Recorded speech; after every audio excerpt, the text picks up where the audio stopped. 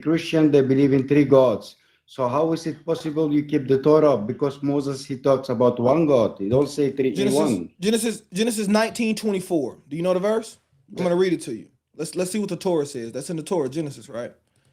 This is Genesis chapter 9. You're a Muslim, I'm guessing? Just making sure. It doesn't matter, brother. It does matter. So you reject Allah. Perfect. I'm glad you reject Allah and Muhammad. The Lord. Nah, man. Okay, so you don't. So you are a Muslim. Okay, read. So you're a Muslim. Yes. Yeah, just speak.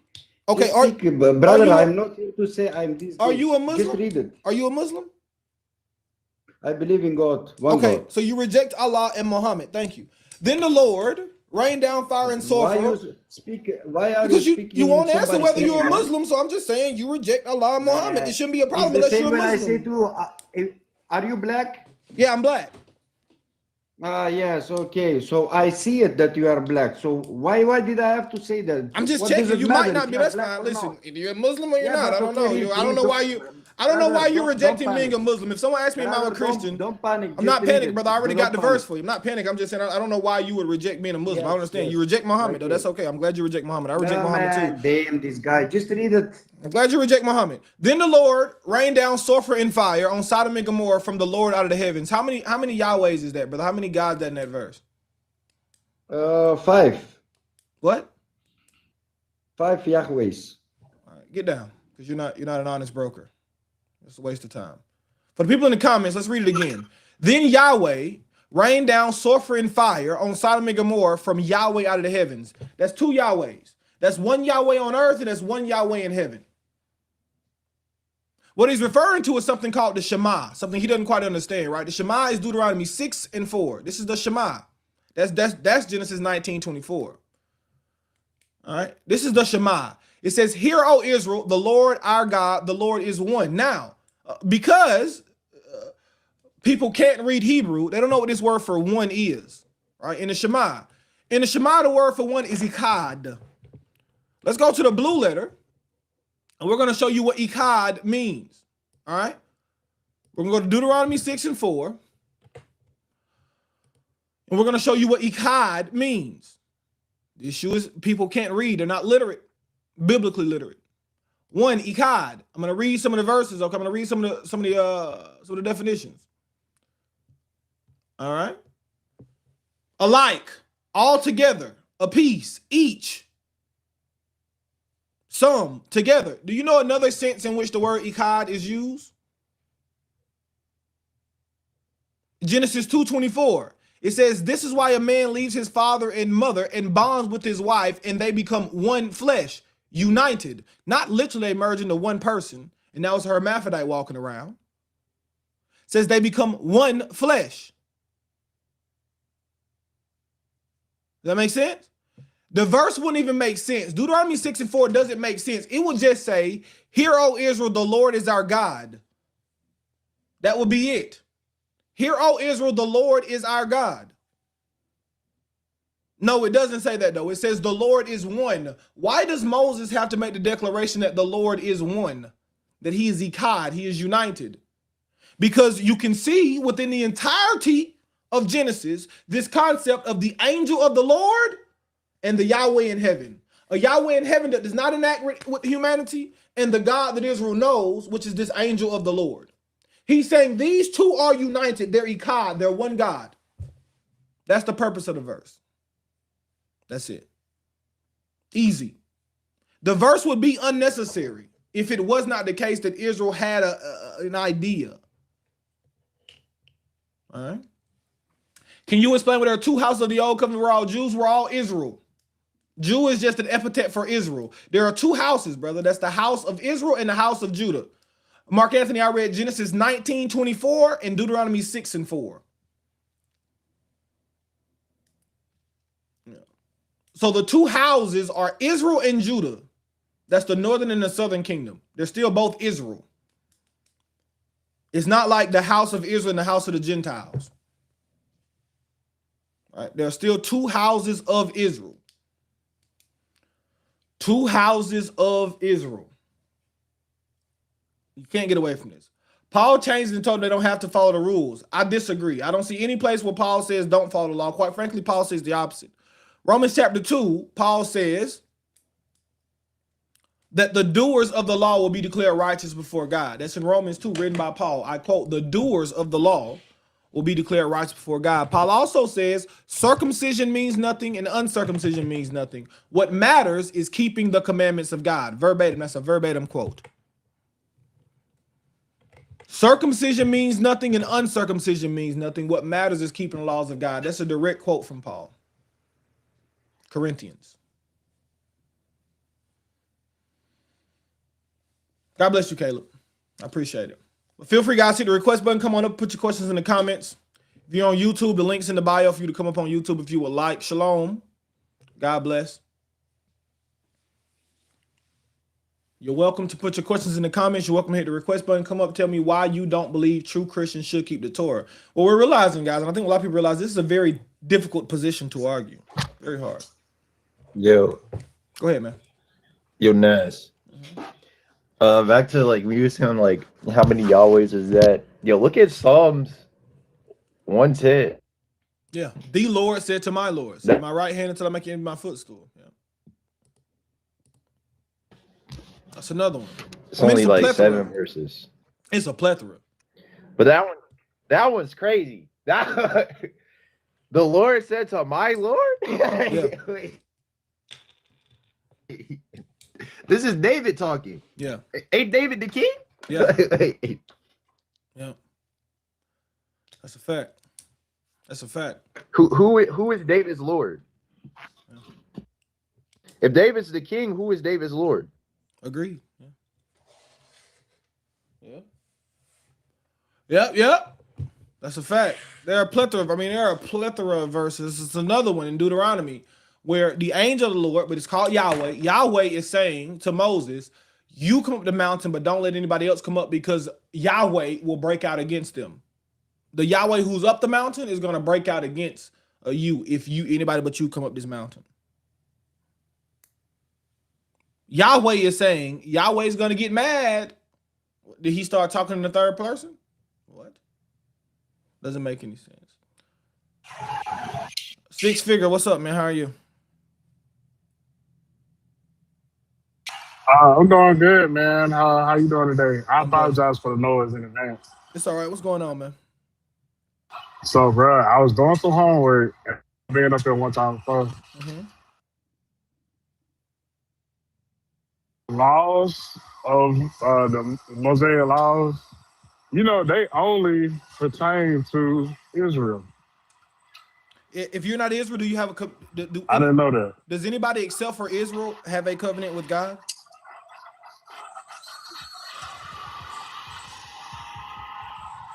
I don't know. No, no one except for Israel has a covenant with God. If you accept Christ, you become Israel. So the commandments being for Israel doesn't change the premise. You must be Israel in order to be in covenant with God. If you accept Christ and you come into covenant with the Most High, you are Israel. So they're for you.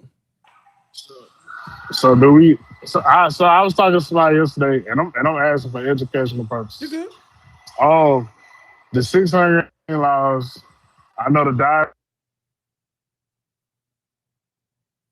You're breaking up, man. Oh, can you hear me now? Yeah, I can hear you. So I was saying, do we still have to keep those diet? Yes. Yeah. Yes, you do. Can you hear me? Yeah. I said yes. Yes, you do. So what about circumcision laws? Yeah, so you should circumcise your son on the 8th day. The other reason for circumcision in the Torah? Circumcision laws? Yeah, so you should circumcise your son on the 8th day. The other circumcision in the text was to enter into the covenant. If you receive the Holy Spirit, you're already in the covenant. You don't need the circumcision to enter into the covenant. But yes, you still should circumcise your son on the 8th day.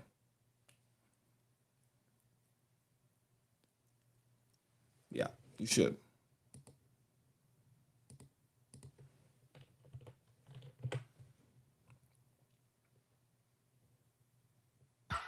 See, like some of that stuff, like it don't make sense to me. What doesn't make sense? teaching against the law. Huh?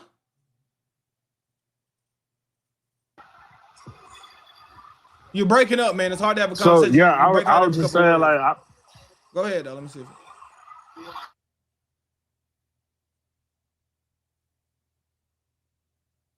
Yeah. No, it's not. I don't. He break. Is he breaking every couple words? He's breaking out. It's not necessarily a lag problem. Like every couple words, he breaking out. Like it cut off. Both of y'all lagging. Well, all praises. Yeah, you lag. Yeah, I get you. I mean, like the lag wasn't a problem. It was more so he just cutting out every couple words. Could y'all hear him, or did y'all hear him coherently? He was finishing sentences. Maybe it was me. I don't know. Yeah, he was talking clear. It was just for me. It was you. Okay. God bless.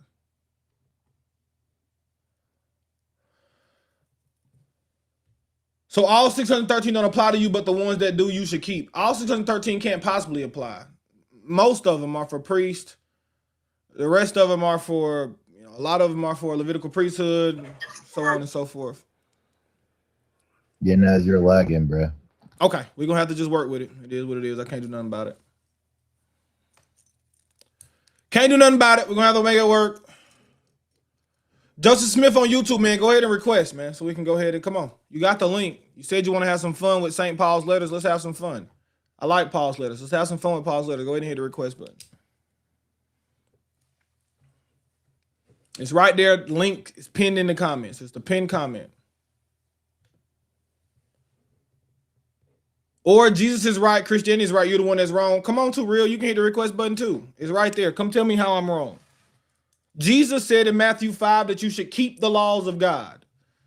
What do I have wrong about that statement in Matthew 5:19? What do I have that's wrong? I'm willing to listen.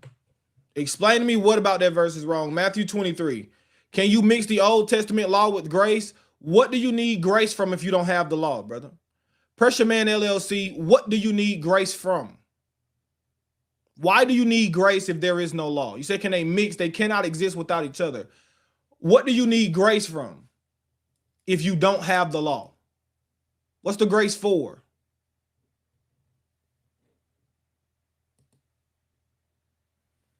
If there is no law, what is the grace for? What's the purpose of grace, period? I'm asking you, Pressure Man. You didn't answer the question. What do you need grace for if there is no law? What's the grace for? I'm going to invite you up. Come on up. What do you need grace for if there is no law? What is the grace? Falling short from what? How do you know if you fell short or not? What are you falling short of?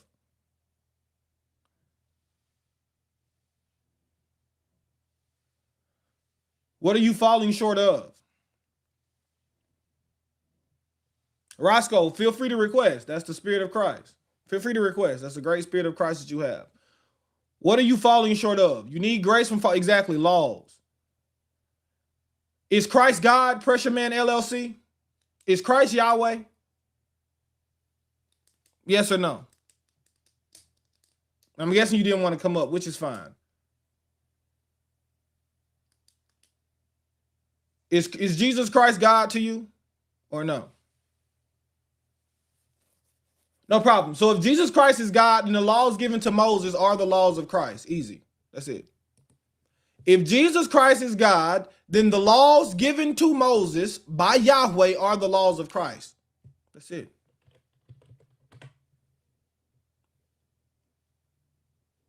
Easy. It's not hard. Period. There you go. Oh, sorry, guys. That's it, though. It's very simple. It's fairly simple, guys. Fairly simple. If you want it to be. If you want it to be fairly simple, to be fairly simple. Hold on, man. Let me see if I can get this Wi-Fi working a little better.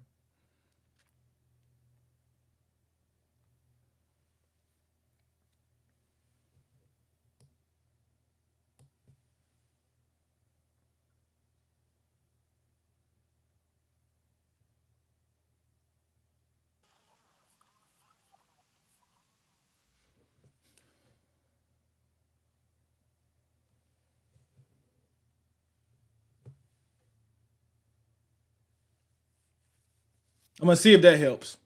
All right, but yeah, if Jesus Christ is God, man, there is no wrong with this. That is his law. You can't have two laws of God.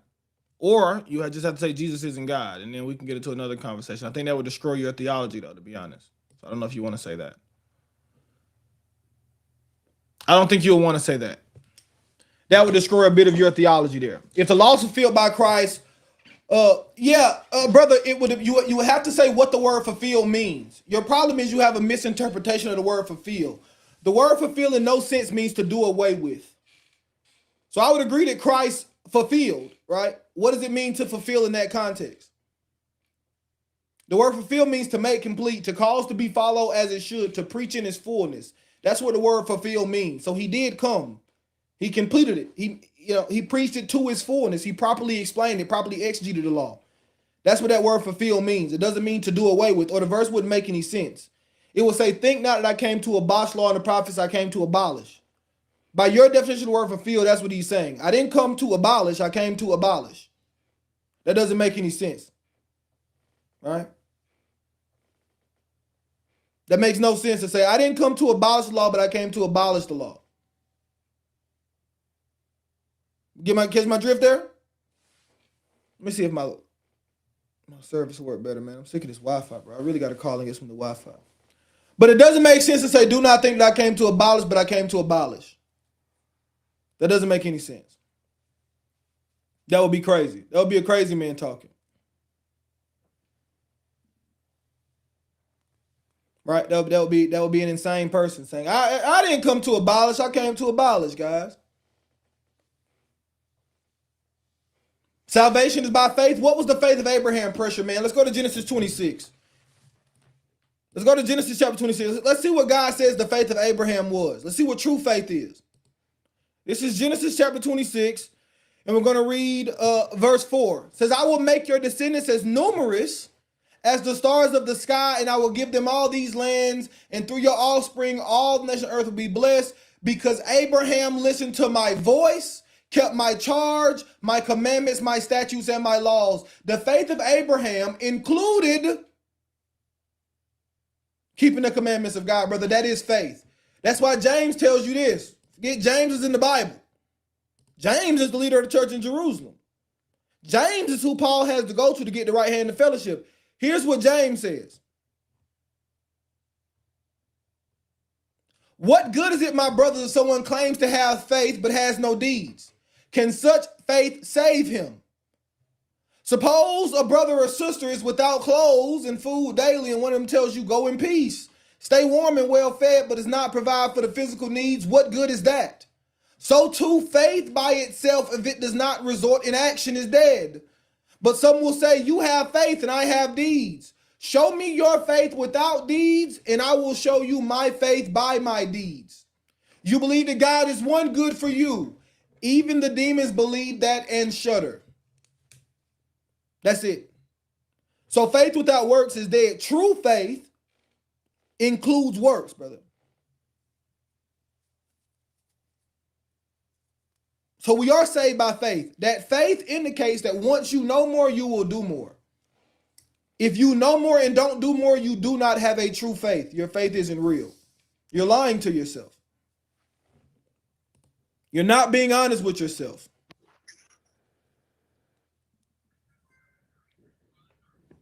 I'm waiting for the denomination to come out that only uses the New Testament, bro.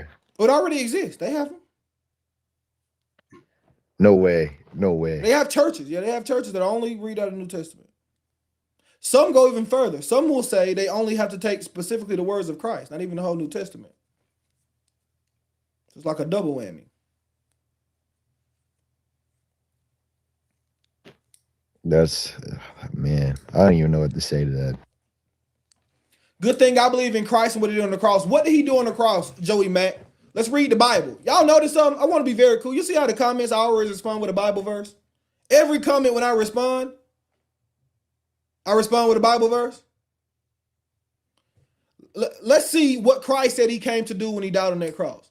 Matthew chapter 1, and we're going to read verse 21. Here's what he said he came to do. Did he come to do away with the law? Is that what he said? Not at all.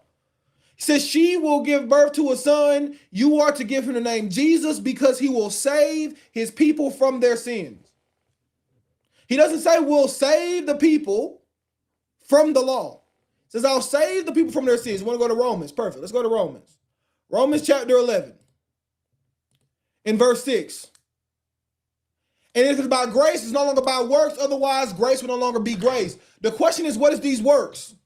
Pressure Man LLC. What are the works that Paul is referring to in verse 6? Does that mean keeping the law? Does that mean doing the things of God? Of course not, because what does Paul say in Romans chapter 2? Let's go to Romans chapter 2. Paul says this. For it is not the hearers of the law who are righteous before God, but it is the doers of the law who will be declared righteous. Pressure Man, you just made a good point. The law points to your sin. Once you know something is sin, Pressure Man, what should you do at that point? Once you know something is sin, what should you do then? I just read Romans 11 and 6, brother. I read it. You missed it. It ain't my fault. I read the verse. You just missed it. I read it. I said the question is, what are those works he's referring to? Exactly. So that means you should follow the law, Pressure Man. You yourself just said you should follow the law. That's it. You just admit out of your own mouth that you should follow the laws of God. The laws of God show you sin. Once you see yourself sinning, you should turn away from the sin. That means you should follow the laws of God, brother. That's it. Okay. What is the law of Christ, Pressure Man? Where do I find this law of Christ? Where do I find that at? Where is this law of Christ that you speak of?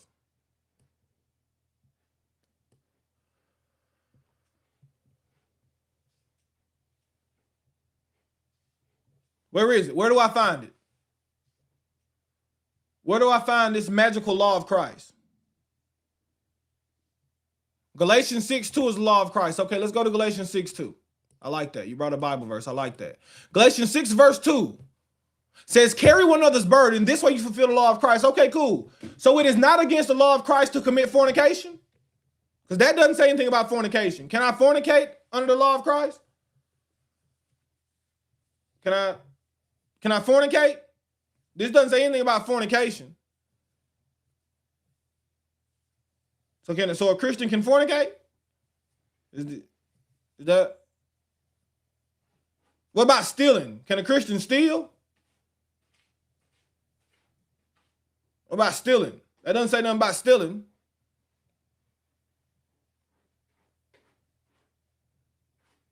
What about lying? Can a Christian lie? It don't say nothing about lying.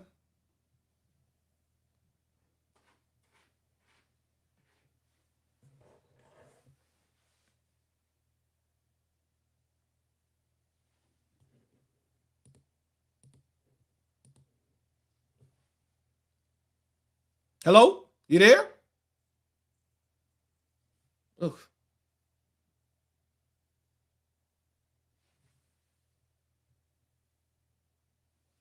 Here's the problem, right? When you see this law of Christ, you have to put it in context. What does it mean? Let's show you what it means. Let's go to the Bible. We gotta put if you put the whole Bible together, it works. Right? Here's what Paul says.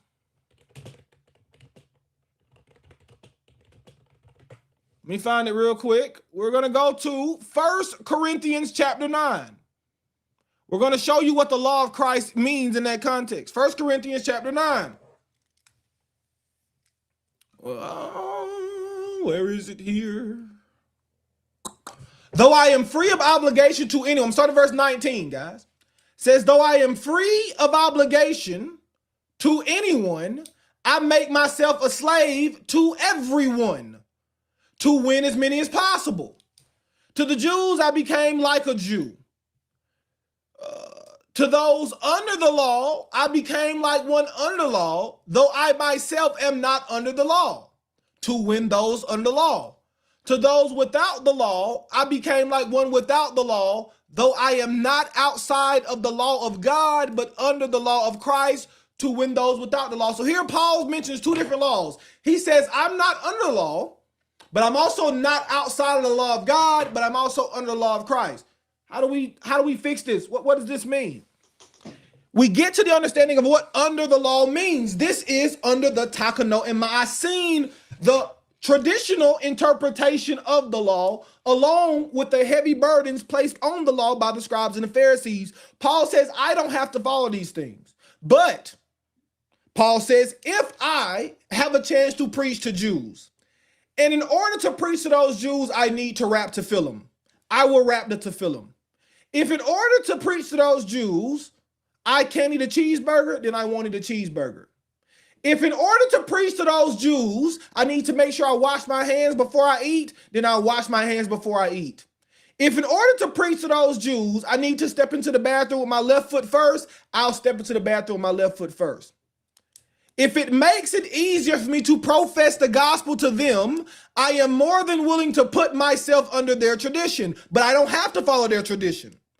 Not following their tradition does not put me outside of the bounds of the laws of God. It keeps me within the bounds of the law of God, because the law of God doesn't say I need to follow their traditions. The laws of God say I need to follow the laws of God.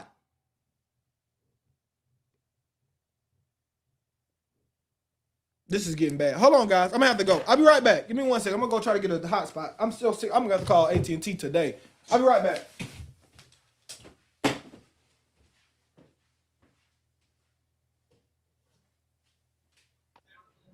Can you get that T-Mobile, AT&T booty? Yeah, AT&T is so trash. Shalom, bro. Yeah, AT&T is so trash. Yo, is your name Austere? Austere? Yeah, austere. Are you related to Texas? That's my brother. What? Mm-hmm. Yo, I thought y'all sounded similar. Yeah, that's my brother. I ain't know that. Yeah. Praise God. Amen. Yeah, Texas and Marquine, them my brothers. Well, I didn't know that. Yeah, I did. Like when I heard you the first, I was like, "Yo, wait, he kind of sound like Texas a little bit." I didn't know y'all was related. All right. Yeah, man. That's cool, man. Naz, what's going on, my guy? God bless, brother. If I can get this hotspot on. How you feeling this morning? See you having internet troubles. Hate this internet, man. I gotta get rid of this Xfinity. It's getting on my nerves. It worked fine on my computer for some reason. Bro, My phone. just imagine my working phone. from home and then look, it storms one day, right? I'm good through the storm. The next day, I'm the whole day without internet, bro. I'm like, how? Why? You know what I mean? And I got Spectrum, so. Oof. All right. Yeah, I had to work the whole day on the hotspot, bro. So I was like, oh my goodness. Man. Yeah, I'm gonna have to call AT&T today. I thought, because it felt like it got better. You know, but it chooses days. I can't be dealing with this all the time, man. It's getting on my nerves. Mahar B, what's up, boss man? How are you?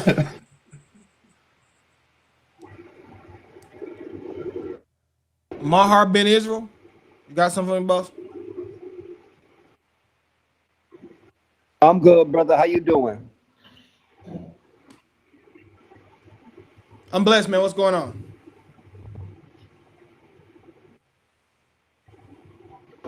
Nothing much. Waiting for it to warm up a little bit. All right. Remnant. Yes, sir. How you doing? Blessed, man. How are you? I'm doing good. I have one quick question about something you said earlier from the letters of Paul. Sure. You said that circumcision availeth nothing, right? Yes. Okay. Can you show me that in the Gospels or in the Old Testament where that was said? No, I can't show you where the quote is. There's no quote in the Old Testament that says circumcision availeth nothing. No, I can't show you. Okay. Within the Gospels, within the Old Testament, it tells you that a man has to be circumcised of the flesh in order to be a part of the congregation of Abraham. Of And Abraham? that went to That went to Isaac. That went to Jacob. That went to Israel. Yes. In the Old Testament, it tells you in Ezekiel 44 that Mhm. no uncircumcised in the flesh or in the heart shall sit in the congregation or the assembly of the fathers or amongst the children of Israel. Uh-huh. So if they're not going to sit in that assembly because they are uncircumcised, Mhm. then how are they going to enter into the kingdom uncircumcised? Yeah, let's say I assume that verse that's referring to physical circumcision, not baptism. I'll give it to you. Christ can circumcise them when they get to the kingdom. But let's backtrack a little bit, right? For the 40 years in the wilderness, were the children of Israel circumcised? No. No. So for 40 years was the Passover kept for 40 years in the wilderness? Wait up, hold on. Now, the children that were born in the wilderness weren't circumcised, but the children that came into the wilderness out of Egypt, they were circumcised. Because remember, show me wait up. Hold on, no, brother. We're gonna prove it. Show me where the Bible says that. Okay, I'm about to tell you this right here. Remember when Moses was going back to to the children of Israel? Mhm. Didn't his sons have to get circumcised? His Wasn't that what his wife did? His sons got circumcised, right? Yeah, his sons did. Because they weren't a part of Israel. But when they were going back to stand amongst the congregation of Israel, then they had to be circumcised. The Bible doesn't say that's the reason, brother. I just want you to show me a verse that says all the children of Israel were circumcised. Where's that verse? I can't show you that right there because we all know that if they were Israel, they were circumcised. It's not they true. didn't practice circumcision. You just admitted that for 40 years in the wilderness, Israelites weren't circumcised. So just because someone is Israel doesn't mean they're circumcised. I said the children that were born in the wilderness.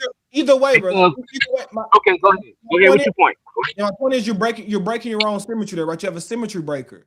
You just said the reason why we know they're circumcised is because they're Israel, right? Yet for 40 years in the wilderness, that means someone could be 40 years old and not be circumcised.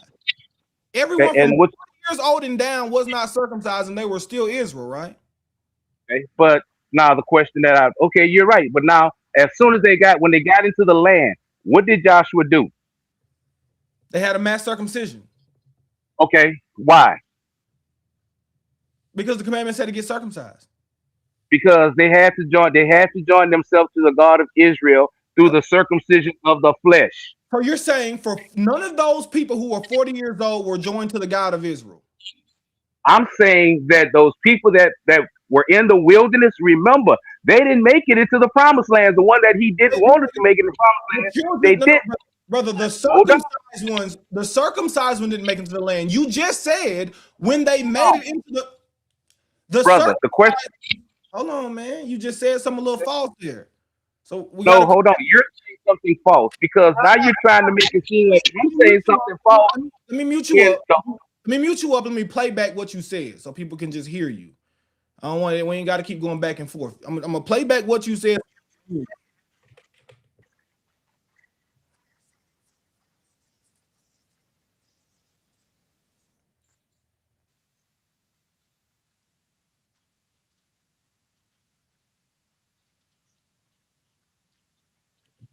All right, now you see how you said those people in the promised land those people in the wilderness didn't make it to the promised land.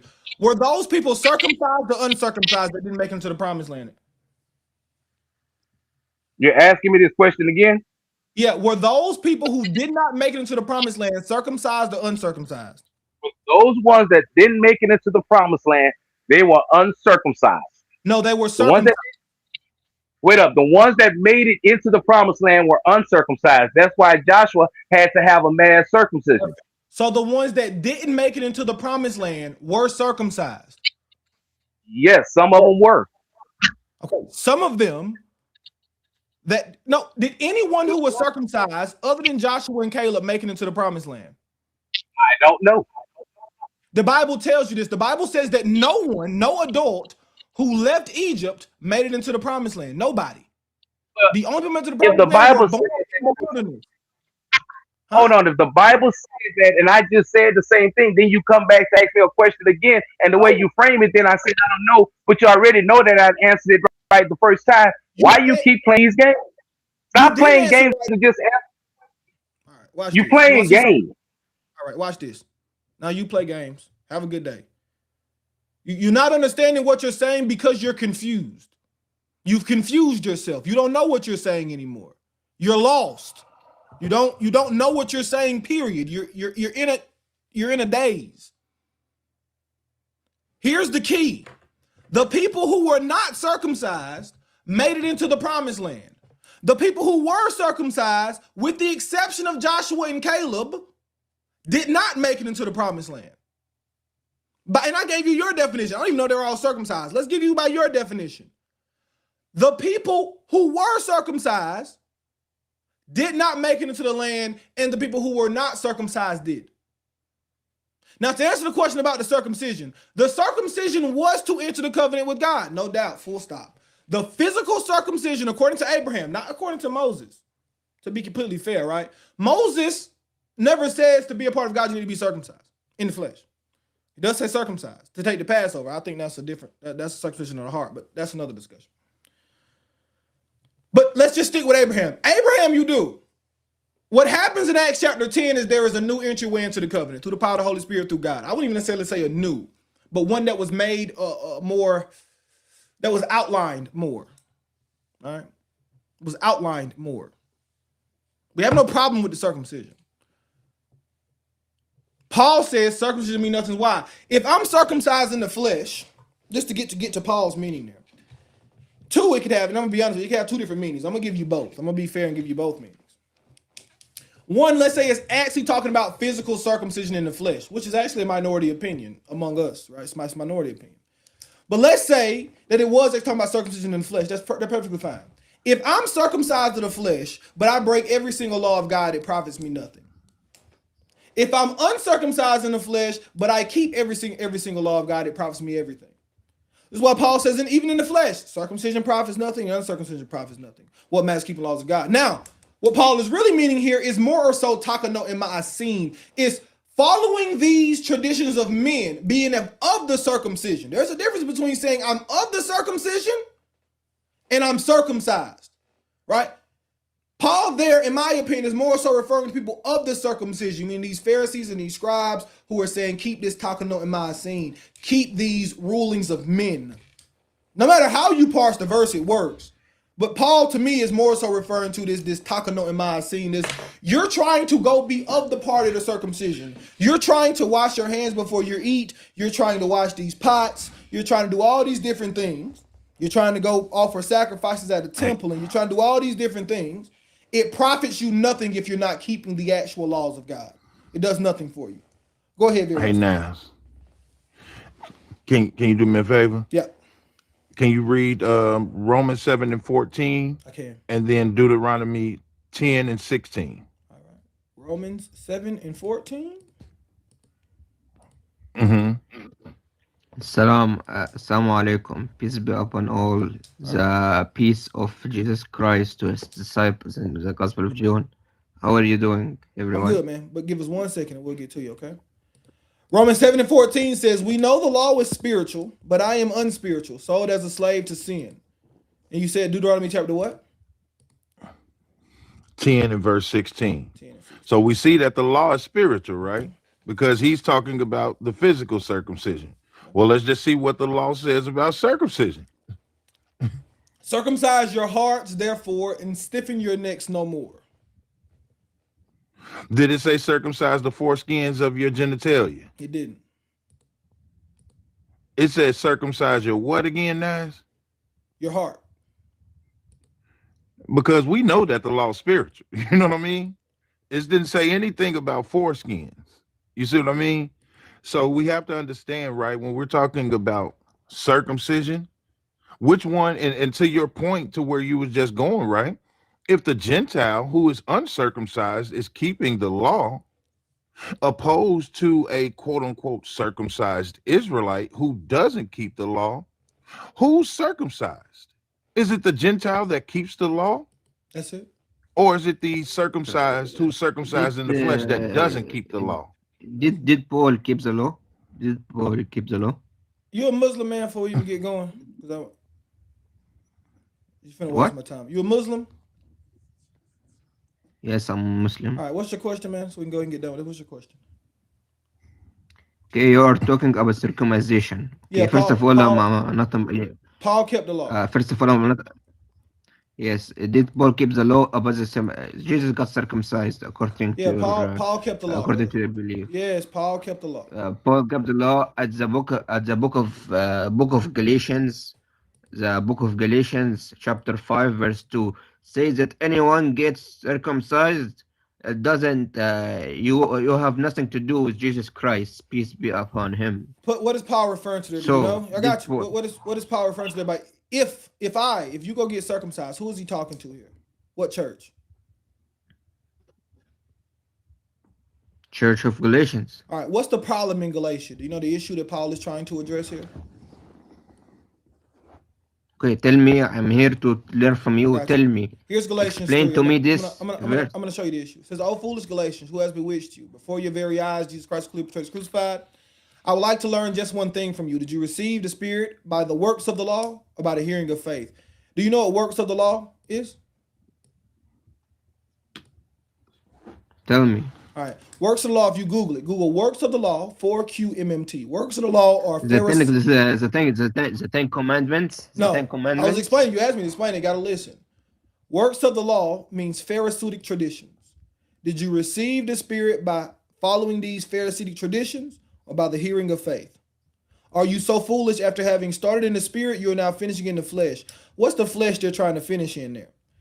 The flesh they're trying to finish in there is the blood of bulls and goats and rams, chickens and turtle doves. All right? It's the blood of bulls and goats and rams and chickens and turtle doves. All right? So it says, have you suffered this much for nothing? It was really for nothing? Does God lavish His Spirit on you and work miracles among you? So what is the summary? The summary is that when Paul So what says, is the summary?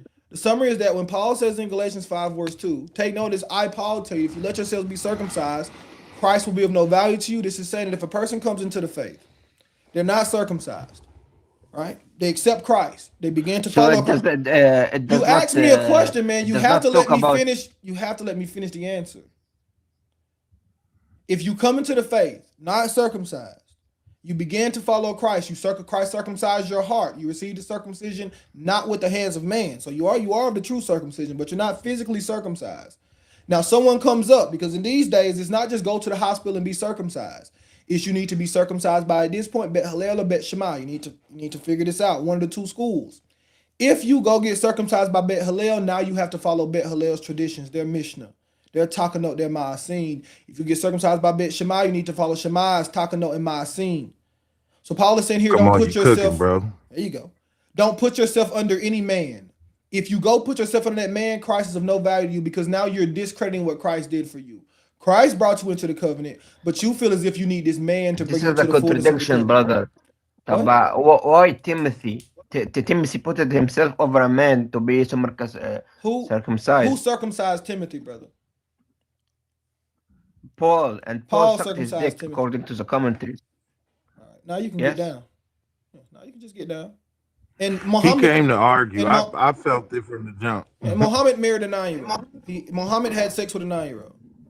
And he instructed your Sahaba. Not only did he do it, when your Sahaba went and married a grown woman, Muhammad said, why didn't you marry a child? You know how disgusting it is for a man to come and tell you, I married a grown woman? And the prophet, the leader of God, says, well, why didn't you marry a kid? Kids are more fun to marry. Says you can play with her. What? Okay. Hey, but you know, it's not, Christians so- don't ever get. I don't ever hear a bunch of Christians getting up on the stage. It's true. We don't get a well. We get. It depends on the day. Some days. Yeah, go we ahead, do. man. Some days we do. Some days we do. It just depends on the day. Well, Yeah, we don't be using language like that against Muhammad and stuff like that. Yeah, We so just read, man. What's up, Miguel? hello guys. What's up? So actually, that last guy was out of line. He shouldn't have said that.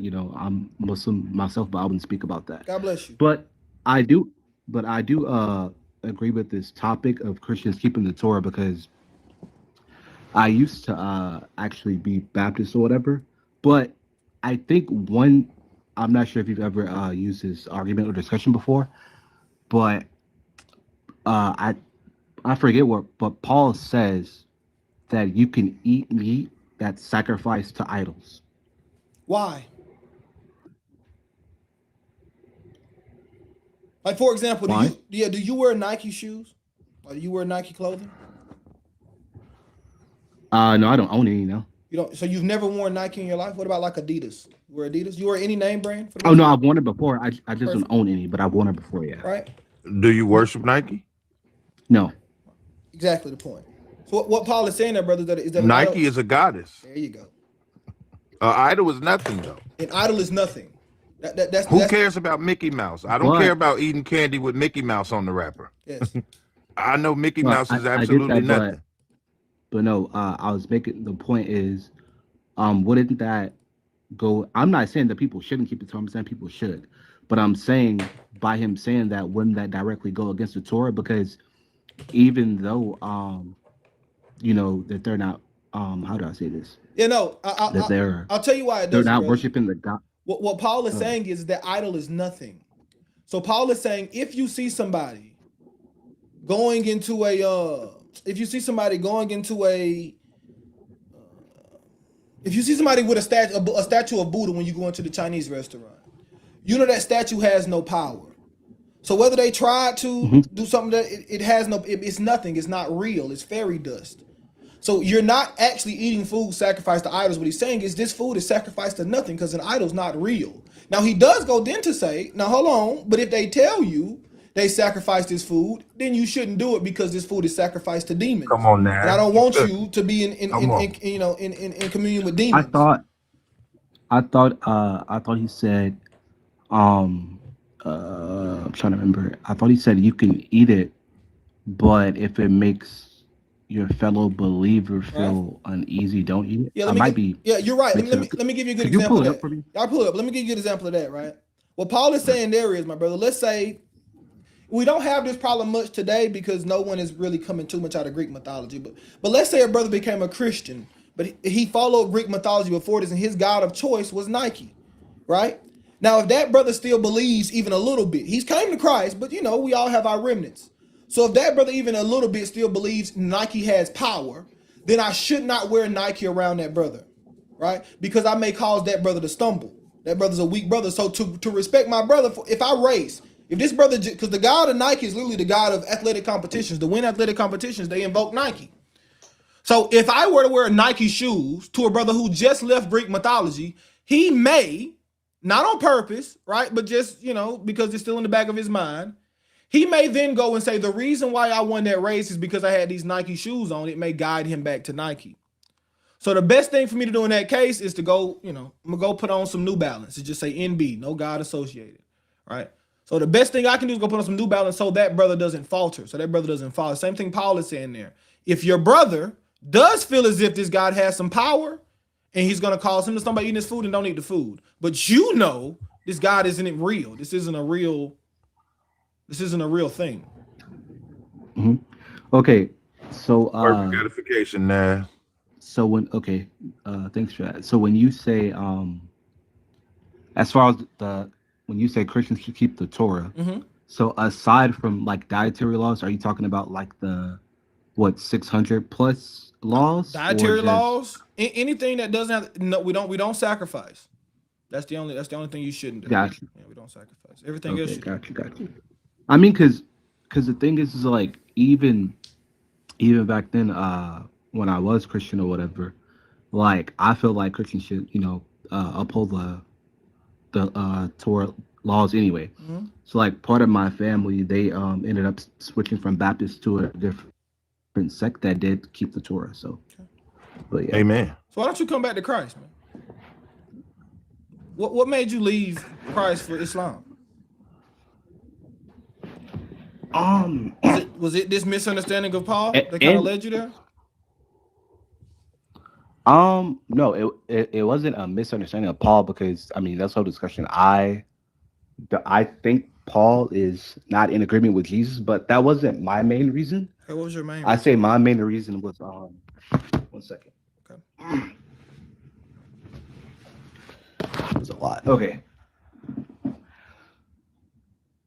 Yeah, so like I said, one of the main reasons for me is since I was raised Baptist, I felt like that, because I know it varies depending on the denomination. I feel like we weren't, you know, staying true to Scripture itself.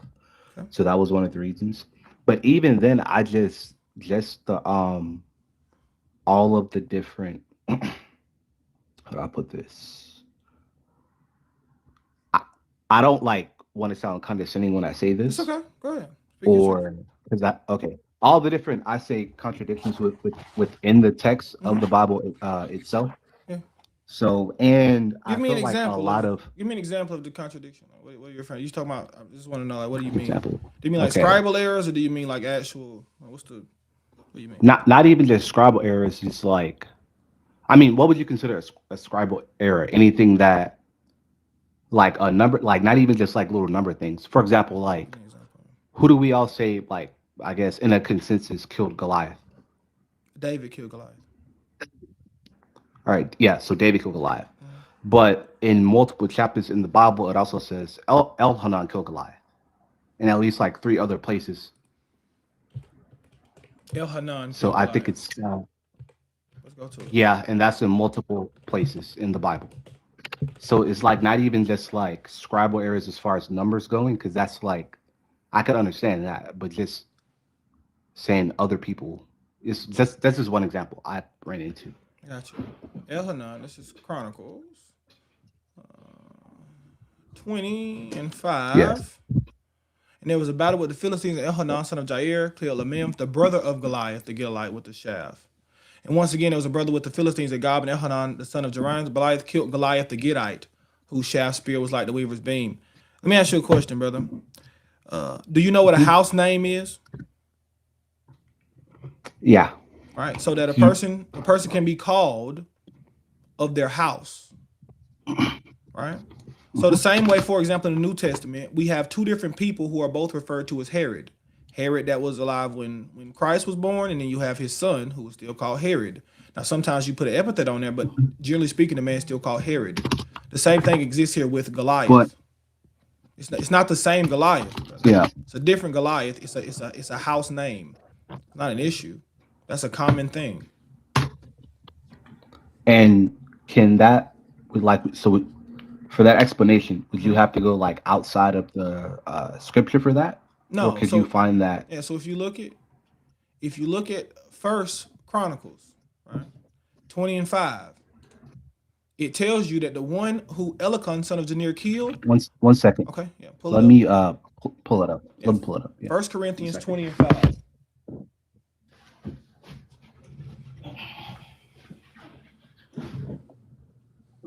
Start on my laptop 1 second. It's all good, man.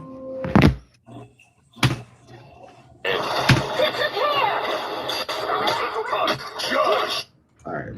1 Corinthians what? 1 Corinthians, not Corinthians, Chronicles. 1 Chronicles. Oh, sorry. Yeah. 20:5. Okay. Chapter 20, verse 5? Yeah. 1 Chronicles, chapter 20, verse 5. Okay. All right.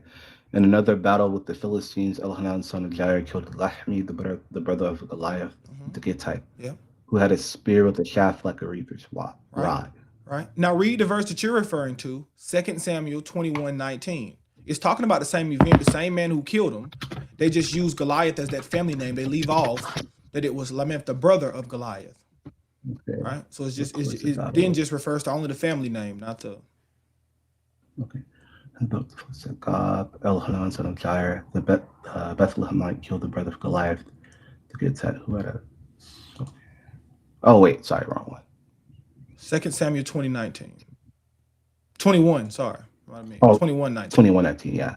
And another battle with the Philistines at Gob, Elhanan, son of Jair, the Bethlehemite, killed the brother of Goliath, the Gittite, who had a spear with a shaft like a reaper's rod. Okay. Yeah. So I think. Yeah, it's referring to the same story. It's just it then refers to him by his family's epithet, right? They're just Goliath. And as a unit, the whole family is Goliath. In one case, we have his name. Like sometimes in the Bible, they'll call him I forget Herod. What do they call the second Herod? I forget, but sometimes they'll use his full kind of name, and then sometimes they'll just call him Herod. That's a family name. All right. And I think there was one more I had. What was it about? It's about was it David? I forget. So when Jesus is retelling, okay, it was Herod about Agrippa, the laws. Sometimes they will call him Herod Agrippa, and sometimes they just call him Herod. But go ahead, Mikhail. Thank you, Tex. Okay. So sorry. Oh yeah, so in the New Testament, I forget which one exactly, but Jesus was reminding someone he was accused of breaking a rule, right? And oh yeah, I think he said When it was David ate the about the showbread. Levitical priest. Yes, yes. So what's the contradiction there? Well, the contradiction is when you pull up that Mm-hmm. passage in Samuel, Mm-hmm. the Old Testament has it wrong. What do you If mean? Jesus is actually correcting it, the story is wrong in the Old Testament because what Jesus says. Sorry. What's wrong? Yeah, what are you? Yeah. So I think in the Old Testament it says that he was alone, and then in the New Testament Jesus corrects it and says that he was with his companions because the Old Testament says he was alone with the king, and Jesus corrects the story in the New Let's read Testament. here. So I Now, think therefore, what is in the hand? Give me 5 loaves of hand that there is not present. And the priest answered David, said, there is no common bread under my hand, but there is hollow bread. If the young men have kept themselves from women. So there in verse 4, it obviously says there are some young men there with David. second. So 1 Samuel chapter 21 and verse 4. And at this time, David's almost never alone, right? He has an army. So, like he has mighty men almost with him at all times because he's continually fighting Saul. First Samuel. First wait, Samuel what? chapter I'm 21. talking about. I got you. It's 1 Samuel chapter 21 and verse 4. That's when David eats the showbread. He says, if the young men have kept themselves, plural, at least from women. So that shows there were multiple young men with David. Wait, you said verse 4? Yeah. 1 Samuel chapter 21 and verse 4. Okay, I don't have any ordinary bread on hand. However, there are some provided the men had kept themselves from women. Mm-hmm. No. I'm saying when the bread was eaten, he ate the bread alone. Where does it say that in the text? Let me see. But also, I mean, Christ doesn't necessarily indicate in this that anybody else ate the bread. He just says, and they that were with him were also hungry. But where does it say that David is the only one who was alone when he ate the bread? 1 second.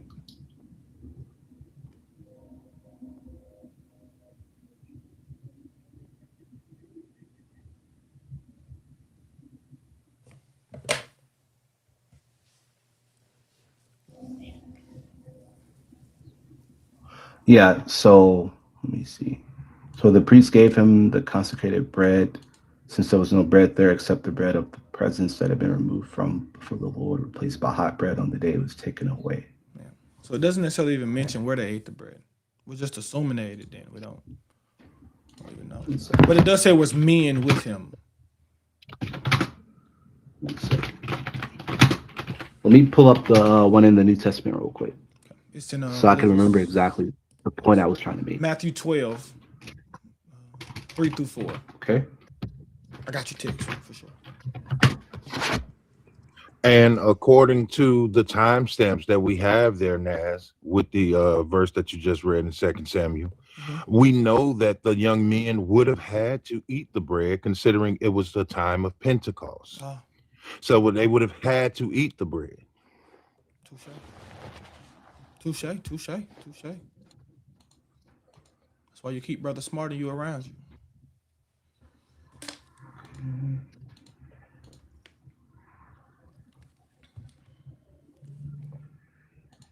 His companions ate the consecrated bread.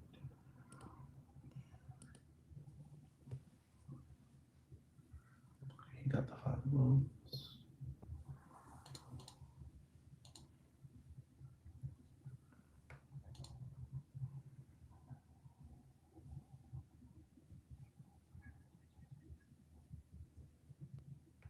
Okay, he got the consecrated bread.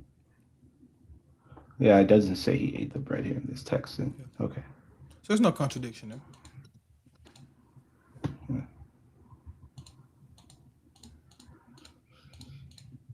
All right, fair. But so don't you come back to Christ, man? The contradictions aren't there anymore, so let's. I Any mean problem that now? those are the only things I consider contradictions. But so pretty much though, I'd say the main thing Okay. would be how do I put it? So philosophy used to explain what's not in scripture, like such as like Like let's Trinity just stuff? say I don't want to say the common one because obviously The Trinity? that concept or that word no that's too like you Okay. know what I mean. It's So give me an like example of what you mean by uh, philosophy. I don't use philosophy for anything, right? I use straight Bible. And my brothers, y'all still use straight Bible, read the clips, text in the or comments, like comparing. what's the term? Yeah like the hypostatic union thing, right? That's obviously like You just that itself. you have no obligation to believe in the hypostatic union. My brother, we're Nazarenes. Nazarenes are first Okay. century Christians. You have no I don't use the term hypostatic union. It's unnecessary. Oh, okay. Right? I thought you guys were Trinitarians. We simply Okay. say that Jesus Christ is the angel of the Lord, came down, he took upon humanity. Wait, so Go ahead. are you guys Trinitarians or like Yeah, so Unitarians, but you think he's the son, or like give me kind your of varies, right? position? It's not a singular. I'll give you the majority position. The majority position is that Jesus Christ is the Son of God, eternal, that came down from heaven. He is Yahweh, the God of Israel, I should say, that came down from heaven. He's not the Father. He's the God of Israel who came down from heaven, took upon flesh to save all of humanity. Just that simple. It doesn't have to go any further than that. We stick with the Bible. That's what the Bible says. When the Messiah asks Peter, right, who do you say I am? He says, you are Jesus, the Son of the living God. He says, well, have you said, Peter, So, flesh and blood not revealed it to you, my so Father in heaven revealed it to you. So, I'm not going any all further right. than that. So, question. So, do you follow any early church fathers at all? I do. I follow Clement, I follow Polycarp, and I follow Ignatius, but only his Syriac letters. So Clement, Polycarp, and Ignatius, Okay. but only Only what? Syriac. Only his Syriac letters. So Ignatius has 3 different recensions. Oh, Syriac letters. Yeah, you have a Syriac recension, which is only 3 letters, and even the 3 letters are shortened. Then you have a Greek middle recension, which is I think 8 or 9 letters, and then you have a Greek long recension, that's like 11 letters. But I only follow the 3 Syriac So, letters. okay. So, out of those early church fathers, do any of them say that they believe? Because I'm not sure which one said it. Probably was Justin Water or somebody. I don't follow. But if you don't follow him, then it wouldn't be applicable to this. Yeah, I don't believe. But I think did any one of them say that Jesus is like a lower God or a lower Yahweh in a sense? No, but we don't have an issue with saying Jesus is a lower Yahweh in a sense. Right. The problem becomes when you have to use very specific language for God when it's unnecessary. There's a way to describe Jesus as Yahweh. There's a way to say Jesus is a Yahweh in a lower. He's a Yahweh in a lower sense. We don't have necessarily an issue with this. It's not a problem. But the problem comes. but go ahead. Yeah. Go ahead. I'll let you. Yeah, I was gonna say for me, like let's say, right? How do I put it? Like the way I'm thinking, I don't think God, if if we're say let's say hypothetical, right, in the situation that we're referring to Jesus God, I don't see how God in any way could be lower than himself. In any form. I'll give you an example. I think that Tess can probably logic do better than me. for me doesn't compute. Yeah, I'll give you a good example of this, right? Let's say you're a ranch hand, my brother. Let's say me, you, Tex, we're all ranch hands. Let's say me, you, and Dan are ranch hands, and we work on the ranch that Texas owns. Ranting? Huh? Ranch hands, Okay. field hands, Ranch working hands, in yeah, the like field. we work on the ranch, right? Okay. We're employees Okay, of a ranchman, right? And Texas owns the ranch. Texas has a son. All right, let's say his last name is Texas, Mr. Texas and Little Texas. Right, no disconnect. This is Little Texas. We got Big Texas and Little Texas. If either one of them tell you to come do something, it's the same as if it's coming from Big Texas because that's his son. This is what we mean. That family is unified. That family is together. So whether Big Texas or Little Texas tell you to do something, it's still Texas, and you still have to obey this. To you, there is no difference between Texas Junior and Texas Senior. Now, in their relationship, of course, due to him being the father of Texas Junior, there is a scale here. But to you, as a ranch hand who works on the Texas ranch, there is no difference between the father and the son to you. Absolutely no difference to you. The differences between their relationship to you, they're exactly the same. But they'd be distinct though. We agree they're distinct. Right. So they, But the that thing family is they're unified, not right? but As a yeah, family, but they're they're not unified. exactly the same. In what sense are you saying not exactly the same? What do you mean? You said like in personhood, they're not Like, exactly the same? Sure, yeah, they're not the same person. no. Like even in like let's take the analogy away, right? They're not even the same in terms of ability because Jesus Why? can't do everything the Father can, even if he's like not in his Yes, he can. incarnate form. What can he do that the Father can do? No. What? What can't he do? Yes. Okay, now let me how do I What's the word Nazarene is it called? Wakala. They have the let me- same thing as a shalia in Islam. one second. A shaliach is in Islam. It's called like a wakala. I don't know how to say it. Michael, maybe you can help us. A what? A wakil, a wakala. What kill? Yeah. What? Yeah, that's the emissary.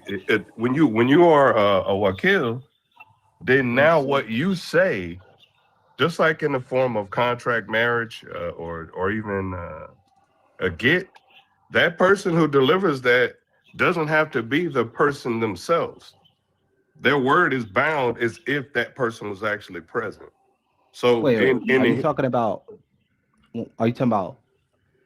Go back. I think you said the wrong word. in Hebrew, no, well, that's why I'm asking you because I'm not amateur when it comes to Islam. But in the Hebrew, one it's second. One second. Sorry, I'm trying to. You asked me to rearticulate the question. Yeah, I just meant like just go back to what you were saying because I didn't hear the first few words. Right. So the word in Hebrew is called a shalia or shaliach. That is an emissary. That the man who is the emissary, he is as the person who sent him. Wali. Right. A mesha. Okay, that's fine. Yeah, so it'd be Wali, I mean, not wakil. Yeah. That's what I was asking you. So what is a wakil then? That's an agent, right? It'd be Wali, W-A-L-I, Wali. What's a wakil? That's what I'm asking about. It means. One second. Let me Google it, man. Else. Let me be specific, but I know. Maybe I'm speaking something that you're not familiar with. Hold on. Maybe so, but I know it. Okay, you see that in the chat? What I just put in the chat? Yeah, 1 second. Yeah, hold on. So this term comes from Near East culture. Like all Near East cultures, including Arabic cultures, practice a form of shalia. So a man's emissary is as himself in matters of contract, law, right? Now he can't perform it for you, what he delivers to you, but his words are to be taken as if the person who sent him, known as the Meshaliach, right? The Meshaliach is the one who sends the Shaliach. Now, there's levels to it. The highest level of a Shaliach is the firstborn son of a man. You need to take that very serious. And so we're saying Yeshua is the Bekor Shaliach. Bekor meaning firstborn son. He's a Bekor Shaliach. You are not supposed to separate his words from his father at all. Firstborn in what sense? This is the construct that exists even on a human level. So I'm trying to use that so you can understand how we're applying it to the Father and the Son, right? So if you, this is the example Nas tried to give you, right? Nazarene just tried to explain a person and their son. So now I'm taking it into the Hebrew culture so you can understand and how that graduated even into Islamic culture, right? Because I know it exists in Islamic culture because when I explained this to my Muslim brothers, they brought these words to me. I didn't invent them, right? So a Shaliah in Hebrew is one who was sent by a Meshaliah. You are to treat that messenger as if his words are the actual words of the one who sent him. This is why Yeshua is consistently telling them, the words I speak, they are not my own. They are the ones that the Father has given me. Even if you don't like me, remember that I'm doing these works in my Father's name. So he's constantly reminding them that I'm not just a regular messenger. I am a Bekor Shaliah. You have to treat my words as if God himself said it. But wouldn't that be applicable to any of the prophets even before Jesus? Would That be, but he everything would be that a high. No, you're correct. It would. That's why we said there's a Sheliach and then there's a Bakor Sheliach. so There's a so higher degree of messenger. so 1 second, okay. Because the Hebrew terms, it's Hebrew, right? Correct? Right. Yeah, the Hebrew's throwing me I'll off. put It's okay. I'll put it in the chat. Okay. It's, Oh it's yeah. it's just it's emissary. That's all it is. Yeah. An Okay. agent. A And man's agent is as himself, right? yeah. So when you show, let's say you work for Okay. what's one let's say you work for a carpet cleaning company. What's the big one? Stanley Steamer. Okay. Stanley Steamers. Yeah. Okay, you work for Stanley Steamer. When you show up, your kid's gonna say, Stanley Steamer's here. Now the man who owns Stanley Steamer is not there, right? Mhm. But the person who's at your doorstep, that's Stanley Steamer, right? And you're not gonna say, "No, you ain't Stanley Steamer. I ordered service from Stanley Steamer. Where's the CEO?" Yeah, but Right? okay, but the thing is though with that, but forgive me if I'm like not stating your position correctly, right? So even though you're acknowledging that he's like you said sent by Stanley Steamer, right? But you said the people are going to say he's not Stanley Steamer. I mean, the person's going to say he's not Stanley Steamer, but everyone knows that he's not Stanley Steamer. He doesn't have the same power that Stanley Steamer would have. Because what is it that he can't do? He operates. He can collect the services. He can only operate in right. We agree. He can't in a deviate capacity from that he's allowed to. That's He what can we're only here operate promoting, in the Michael. way the What Father allows him to. What you just said is that's what we're here promoting. We're saying that Yeshua does not deviate from his Father's will. We're saying what you're saying. We're saying because he is the Bikor Sheliach, he's higher than any other Sheliach. Yeah. So that already graduates him above. Hold on, brother Michael. Hold on. That graduates him above any other prophet, just because he's a Bikor Sheliach.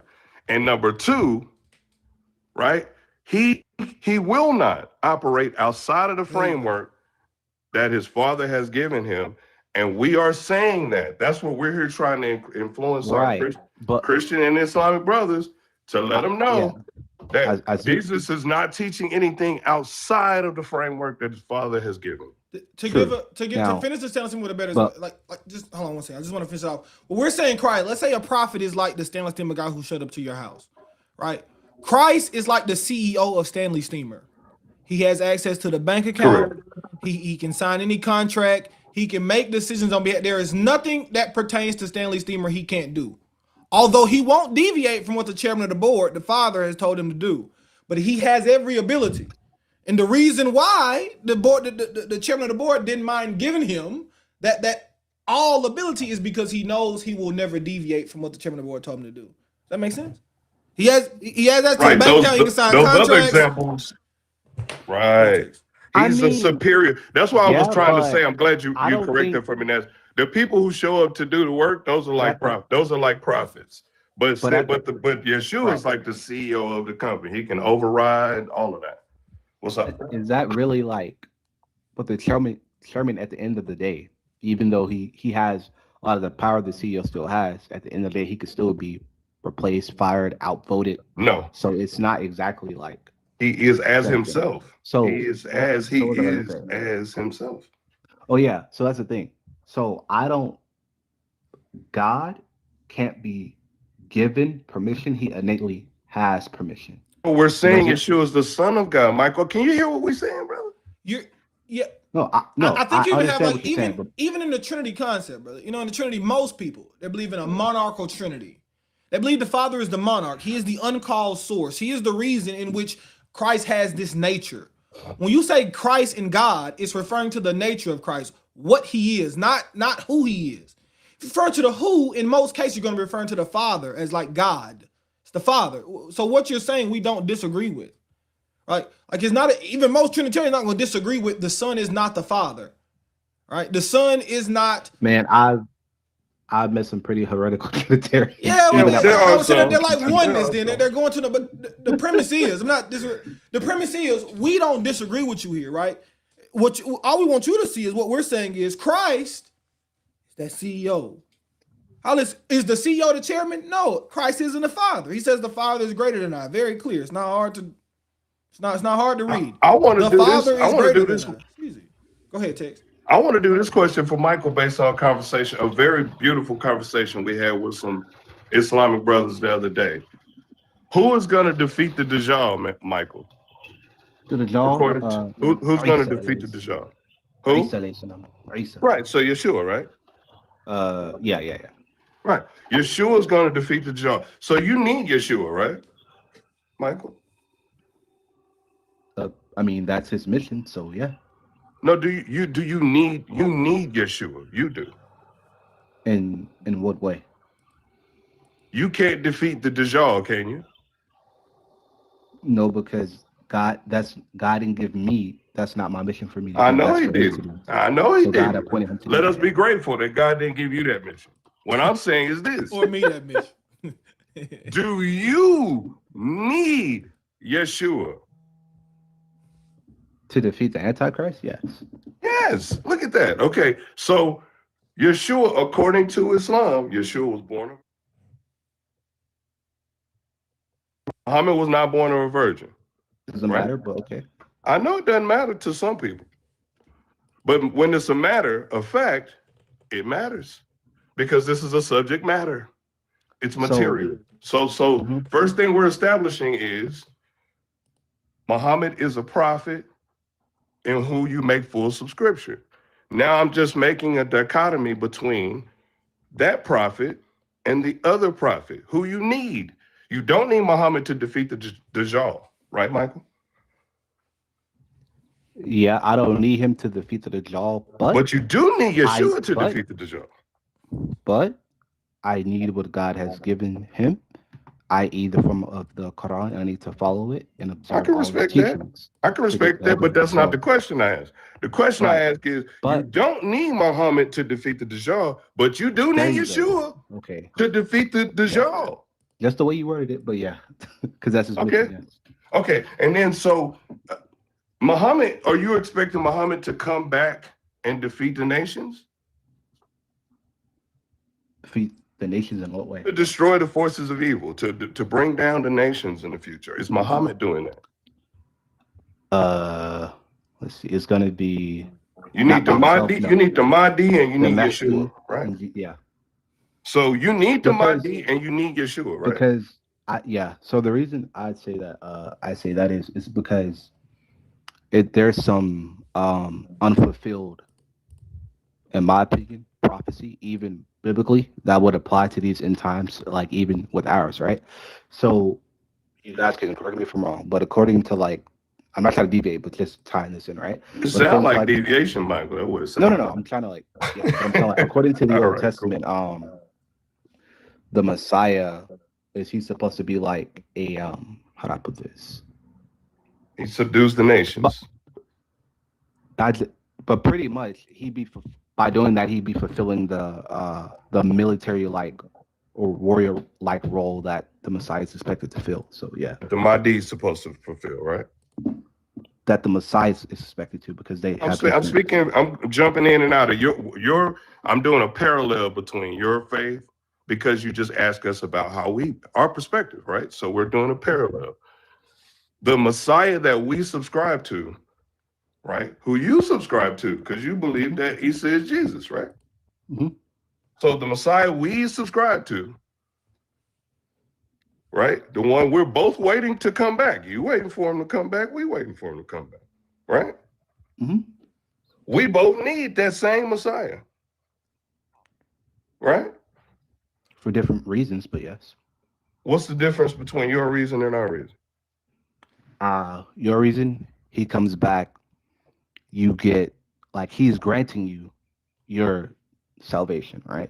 But for us, when he comes back, he's defeating the Antichrist. He's ruling over the earth for he's saving you 40 years or whatever. He's saving you from the Antichrist. The Dajjal. What I'm saying is when he comes back for you, that's your ticket He's coming back for to us. salvation Right? and stuff, right? But No, what I'm hold saying on. is, Right, but you believe that Christ is coming back to save you from the Antichrist, right? Or the Dajjal. not necessarily save me from it, because I'll be dead when he comes back. He's when coming that to happens, save the world. more than likely. He's coming to save the world from the Dajjal. Yes, but yes and no, but yeah. So that's salvation. He's saving you. That's what salvation means. No. What I'm saying is, what does salvation mean, brother? let me explain what I'm saying. Right. I just want you to answer So what I'm real saying quick is, though. What does salvation mean? is essentially your ticket to heaven. So No. what I'm saying is, not in every sense.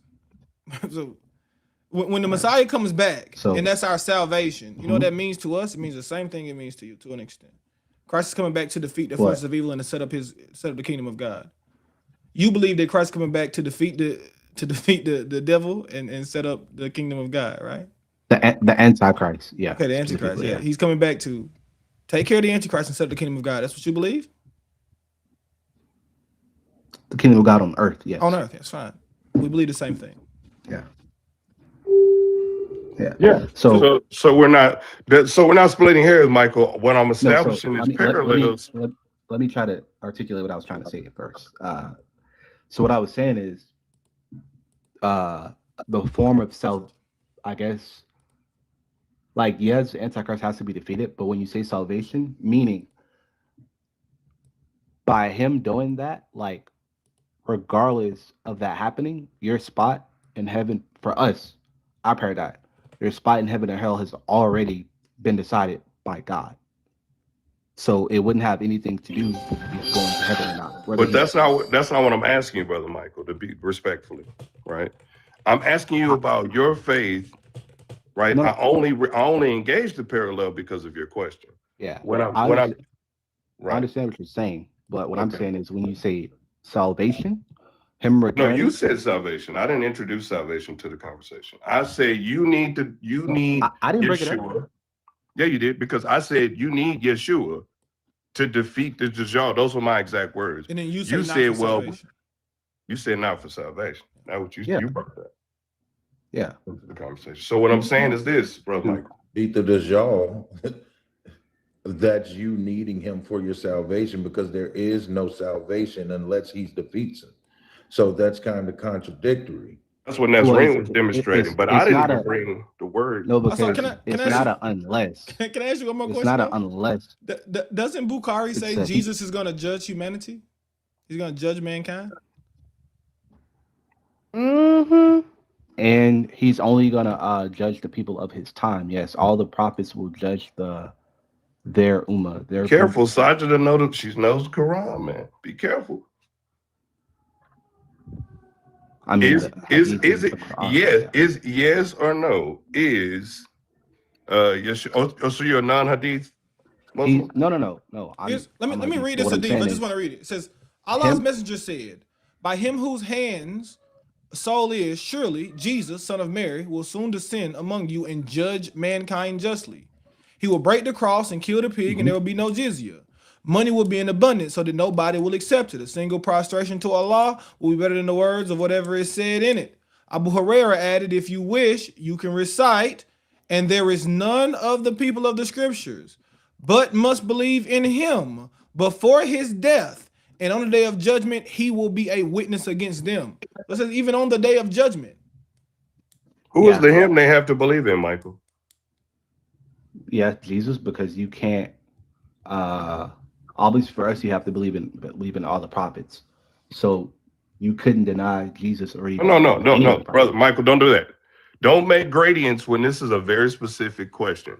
The him in this context is not talking about the Archangel Gabriel. It's not talking about Jeremiah. It's not talking about Muhammad, right? I mean, who is the him here? This is not all the prophets, right?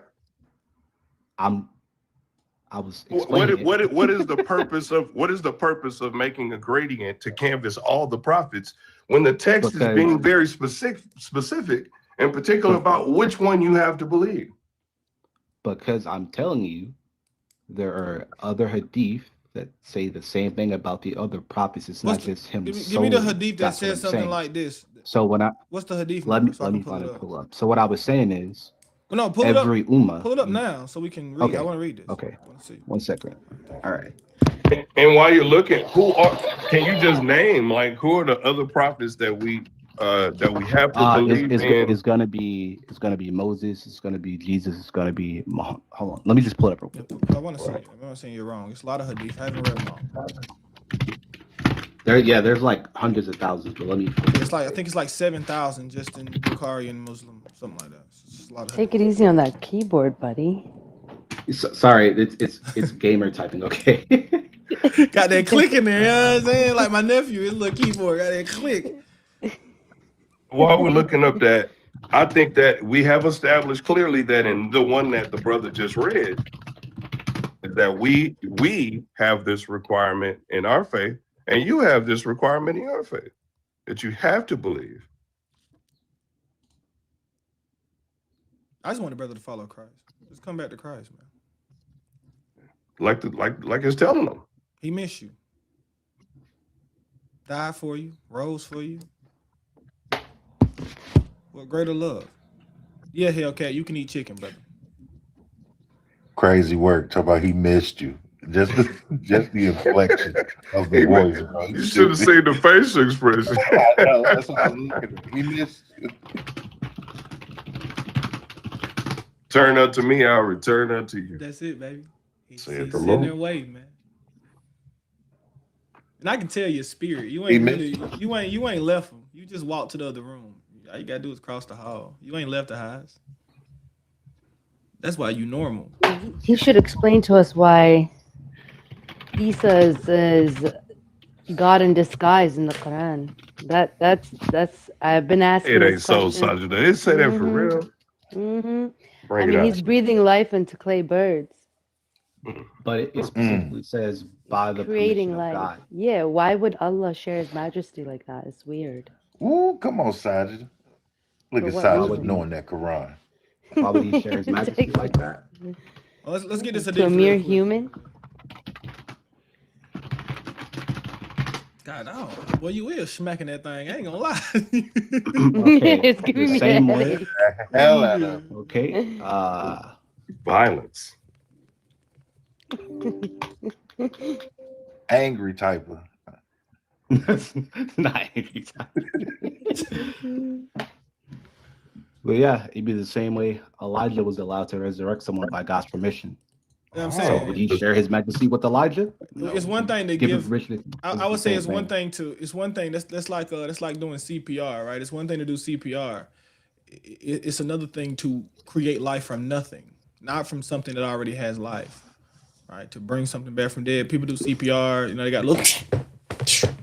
Right? But- Humans do that today. But by that, Agree with that though, Michael. but by right? that, couldn't you also say that that his glory? I'm not trying to be offensive, but that his glory didn't work that his glory didn't work at one time when he couldn't perform any more miracles. Who said Not that he didn't, but it says he couldn't in the Bible. Wait a minute, Michael. Hold on. The reason Before we move on, Yeah, before can we you get that move on. hadith? Because we are. Look at that hadith. Yeah, Yeah, one and before One we second. move I was on, looking will you, for it, but then she just distracted hold me. on, stick to that point that Nazarene just made, though. Nazarene just made a beautiful point. You made a great comparison that Elijah is doing things by the power of the one who's granting him power to do it. This goes right back to our original example, Michael. But Yeshua, he's not restoring a life; he is creating a life from clay. It's still permission. Right. still Okay. permission. Fine. But is it a higher permission, Michael? That's what we're saying. It still means, and it means he has the ability, right? It's like it means he has the ability to do it, right? Like he has the Is ability. it higher to do life. ability? You agree is greater. It's a greater ability, right, Michael? Far He didn't greater. do it by himself, though. My That's point is, okay. either way- He said the works I'm doing it in my Father's name. But is it a greater ability than Elijah? Because what we're trying to do is stop this equivocation to where we're trying to force Yeshua back into a pantheon of prophets. And And that's let's who just he is. acknowledge that yes, those prophets did great things by the Lord, but this man has done things far greater.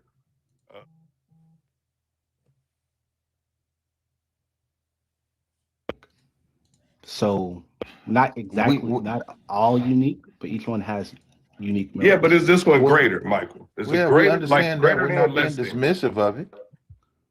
It's only as great as God. Let it be so. You learned this in Like, school, Michael. I'm Greater saying, than, less than. it's not like no one's denying this, right? You going back to a point. It's kind of like you're arguing against a straw man. Let's say yes, it's because the Father allows. Does he have the ability, and is this ability greater, than anything else, than any other prophet? Yo, Naz, real quick. Well, no, I wouldn't say so. You wouldn't say the ability to give. Because- So what is greater than being able to give life to the prophet? Well, let me put it this way, right? So for you guys, wouldn't the greatest miracle be his resurrection, right? Sure. Okay, and Elijah resurrected someone by God's permission. So For Well, you, so I think is giving life. they were You both still dead. didn't answer the They were question, both brother. dead. Yeah. They both got resurrected. You still didn't answer the question though. In your paradigm, is anything that Elijah did greater than giving life to something, giving life to dirt? Is anything greater than that Elijah did, or any prophet did? Did any prophet do anything greater than giving life to dirt? And yeah, I'd say. Okay, so. what in your paradigm did a prophet do that's greater than giving life to dirt? Well, you're probably gonna laugh, but you have to remember, for us, what's the greatest miracle for us? Quran. Okay. That an illiterate man was able to scribe an entire. Well, he said, Is did that he not even- say our paradigm? But I got a He question did to say you. our paradigm. I got you. But does that He even did say our make does paradigm. that even make sense to you? That it's a greater thing? Because this is the same thing. Yep. You would agree every prophet got a message from God and wrote it down. That's your belief, right? according to the Quran. No, That's not every your prophet, belief? No, it doesn't say every Wow. prophet got it. No. Does it say every prophet Yeah, got something and that's- wrote it down? That's new. So your What brothers, did John the your Baptist write? prophets didn't write No, anything? what did John the Baptist write? That's my point. It doesn't say. Does every prophet receive revelation? Yes, but every prophet doesn't write something down. You got to be specific. Perfect. Muhammad didn't write anything down either, but every prophet received revelation. Yes. Okay, so how is that great at all? That's just like every other prophet. Because What- not necessarily. what other because prophet- It's what? the only one. Because first off, anything the other prophets wrote, even according to your paradigm, has so many scribal errors in it.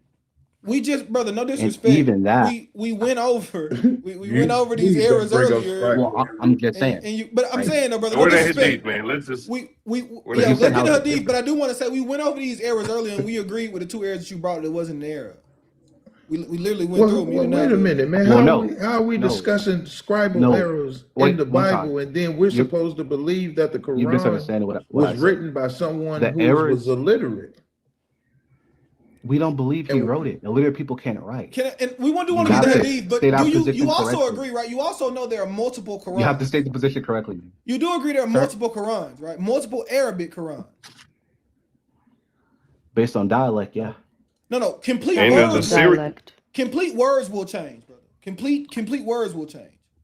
It will go from saying Yeah, Muhammad 'cause it's did dialect. something to Allah did something. Literally, it'll say Muhammad did it, then it might say God did it in a different in the half versus the words. And not to mention this, the first, like the oldest complete manuscript that we have of the Syriac. Quran is in a different dialect and script as the original Yeah, Arabic. it's in Syriac. Yeah, Because it's- it wasn't written with diacritical marks.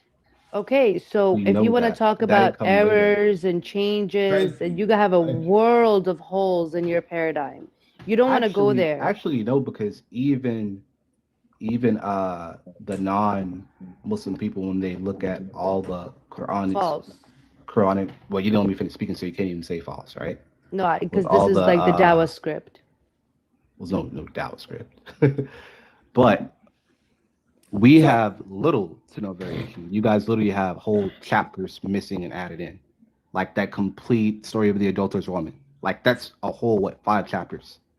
How does So you that can't measure What? to what Sajida just What? brought up? Which is hold on. 5 The story of the chapters. How does adulterous it woman. hold on? Let's not jump Right? because see That's you moving. false. Michael, don't jump in Jack Flash.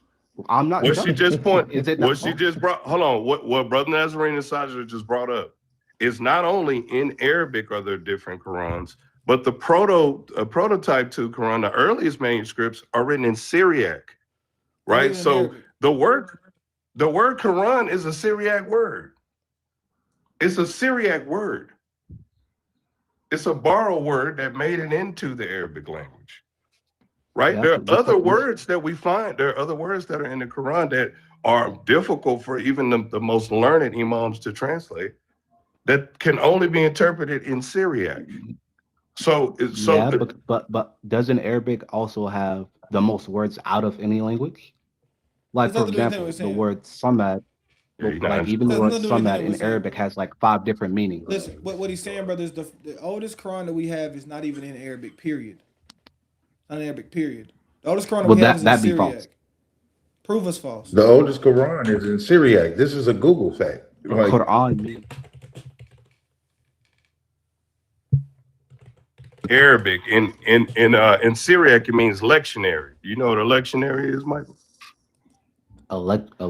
Electionary? A lectionary. You know what a lectionary is? Well, sir, tell me. It's a Bible study. Bible notes. That's what it is. And you said Quran it literally in what? notes In pointing Syriac? you back to the literally notes pointing you But back to Quran the in Torah Arabic literally according to means the Quran. recitation. Did you Like, did you but ever it's a- but it's Did you a ever get Syriac that? word. not recitation. Did you ever get that hadith that said Recitation. that matched this Sahih Bukhari about Jesus about every prophet? We kind of moving around. See if we can get a All right, little one further. second. It was Yeah, about saving people, right? Yeah, the hadith, is that and there is none of the people but must believe in him before his death, and on the day of judgment he will be a witness against them. Say this about every prophet today. If you don't believe in him, he'll be a witness against you on the day of judgment. Boy, you are keyboard karate, boy. There's already two things we know no other prophet did. No other prophet was born of a virgin, and no other prophet we waiting to come back to defeat the Dajjal. Those are two facts in the Quran, right? I got another one for him once he find this hadith. And Well, he they're not never in the died. Quran, He's still but yeah. alive. Yeah, that's right. All the other prophets are deceived. No, they're not. Well, not That's- dead in the. You have a spiritual context, but we're talking about physically. Their No, life. there were when there according to your paradigm, with the prophets in the Bible that Oh, physically. yours. We're Mike. talking about without experiencing yours. death? We're talking about your paradigm. Get this hadith. Get the Yours. hadith. Get the hadith you said you Okay. got first, and then let's. Okay. It's probably about 20 minutes. I mean, conversation did deviate though. Well, yeah, you. Well, you just don't have to. told You me don't that. have to. You don't have to respond to us when we're talking amongst each other. Get your proof text that you said you had, and then Okay. Because I mean, like, Wait, but then but like if someone Mikhail, says something though and I don't answer, I don't no, want somebody we're to be not like, asking he's you. running. We're not telling we're you. not gonna Like, tell we you were that you're just running, having brother. conversation amongst us. Yeah, Yeah. we're not gonna say you Okay. running. Only Some time people you do running- that, so I'm just We ain't like- gonna do that. We got Just you. get the We're hadith. fair. I mean, you running, but we're not gonna tell you you running. But Hasmo, I do want to say this, and this is not for Mikhail to respond. He's busy getting his hadiths. So Hasmo, there are no fully complete Quran manuscripts from the time of the Muhammad in the 7th century. The earliest they have is the Birmingham Quran manuscript, which is only a few pages, and then the Sanaa manuscript, which is like fragments, and it definitely contains textual variations. So unfortunately for them, they never want to have this conversation with us because they'll completely get destroyed. I will This respond. wasn't for you, No, Mikhail. bro, You need please, to be. please just get the I'll hadith, bro. respond.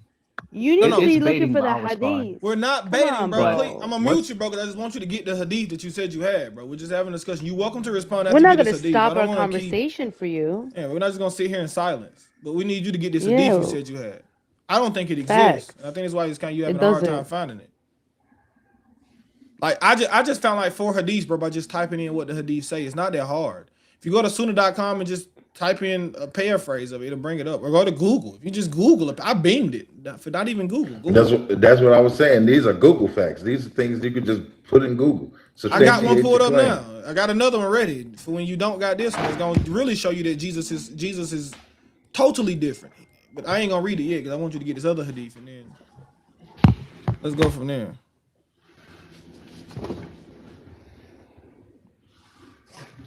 W Muslim Live, man.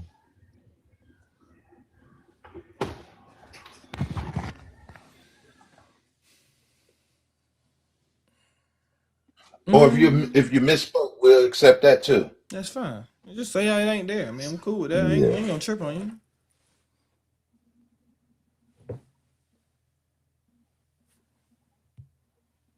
We ain't gonna trip.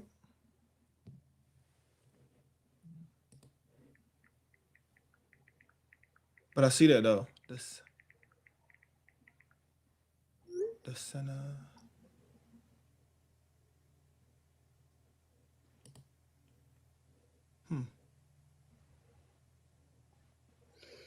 That's crazy.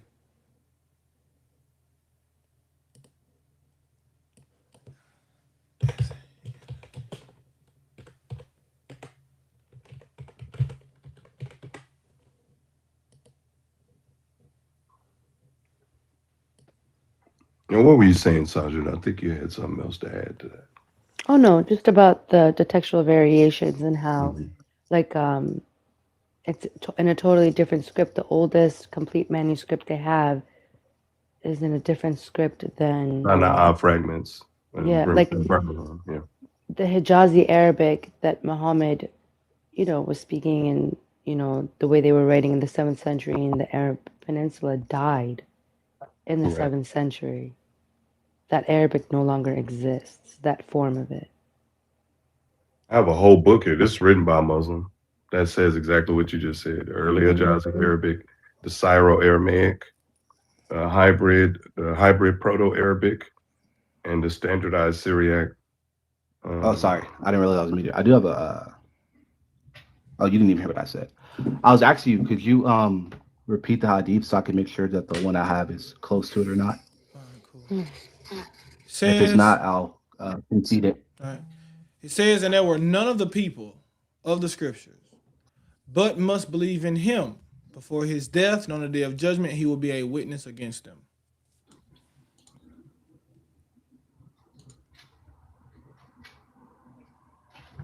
Yeah, the one I have doesn't specifically would have that section, though. Mention another one. This is also from. It's kind of exclusive to Yeshua, then, right?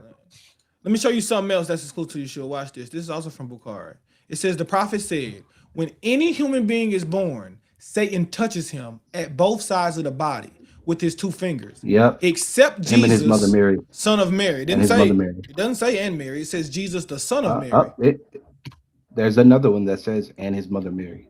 Okay, no problem. Either way, okay, show me the one that says You and his can mother look Mary. that I want one to see up, it. Bring it to me. You can look it up on. Okay. Just bring it to me. 'Cause now y'all Catholics, even worse. And you know what? That's another error that I feel that he's making, right? Because in some way, form, or fashion, right? He moves, the Trinity or the third person or the oneness in it. Sahih Bukhari? Yeah, 1 second. What's the number? What?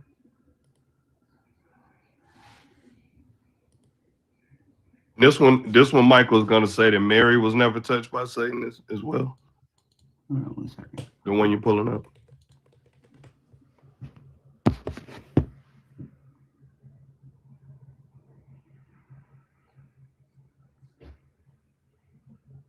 I don't see that. So you no, actually, what I'm referring to is in the Quran, actually. Chapter 3, 35 to 37, it says Mary was not touched by Satan. It says, Imran's wife said, Lord, I have dedicated what is growing in my womb entirely to you. So accept this from me. You are the one who hears and knows all. But when she gave birth, she said, my Lord, I have given birth to a girl. God knew what, this is referring to Imran. God knew what, and Mary's the child. God knew God knew best what she had given birth to. The male is not like the female. I name her Mary, and I commend her and her offspring to your protection from the rejected Satan.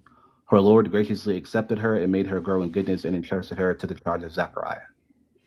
Yeah, so in the Quran it says, Mary was protected from Satan. Yeah, maybe after she was born, it doesn't say she wasn't touched by human in the womb, because now you have another problem, brother, because your hadith will contradict the prophet contradicted himself. I'm gonna reread it. You know who Imran is? Yeah, I got you, but my problem is, brother, if you read that as Mary wasn't touched from the womb, then in one way or another, Muhammad. Okay. Bro, What was Mary? This is before Mary was born. I got you. Was Mary touched in the womb? Yes or no?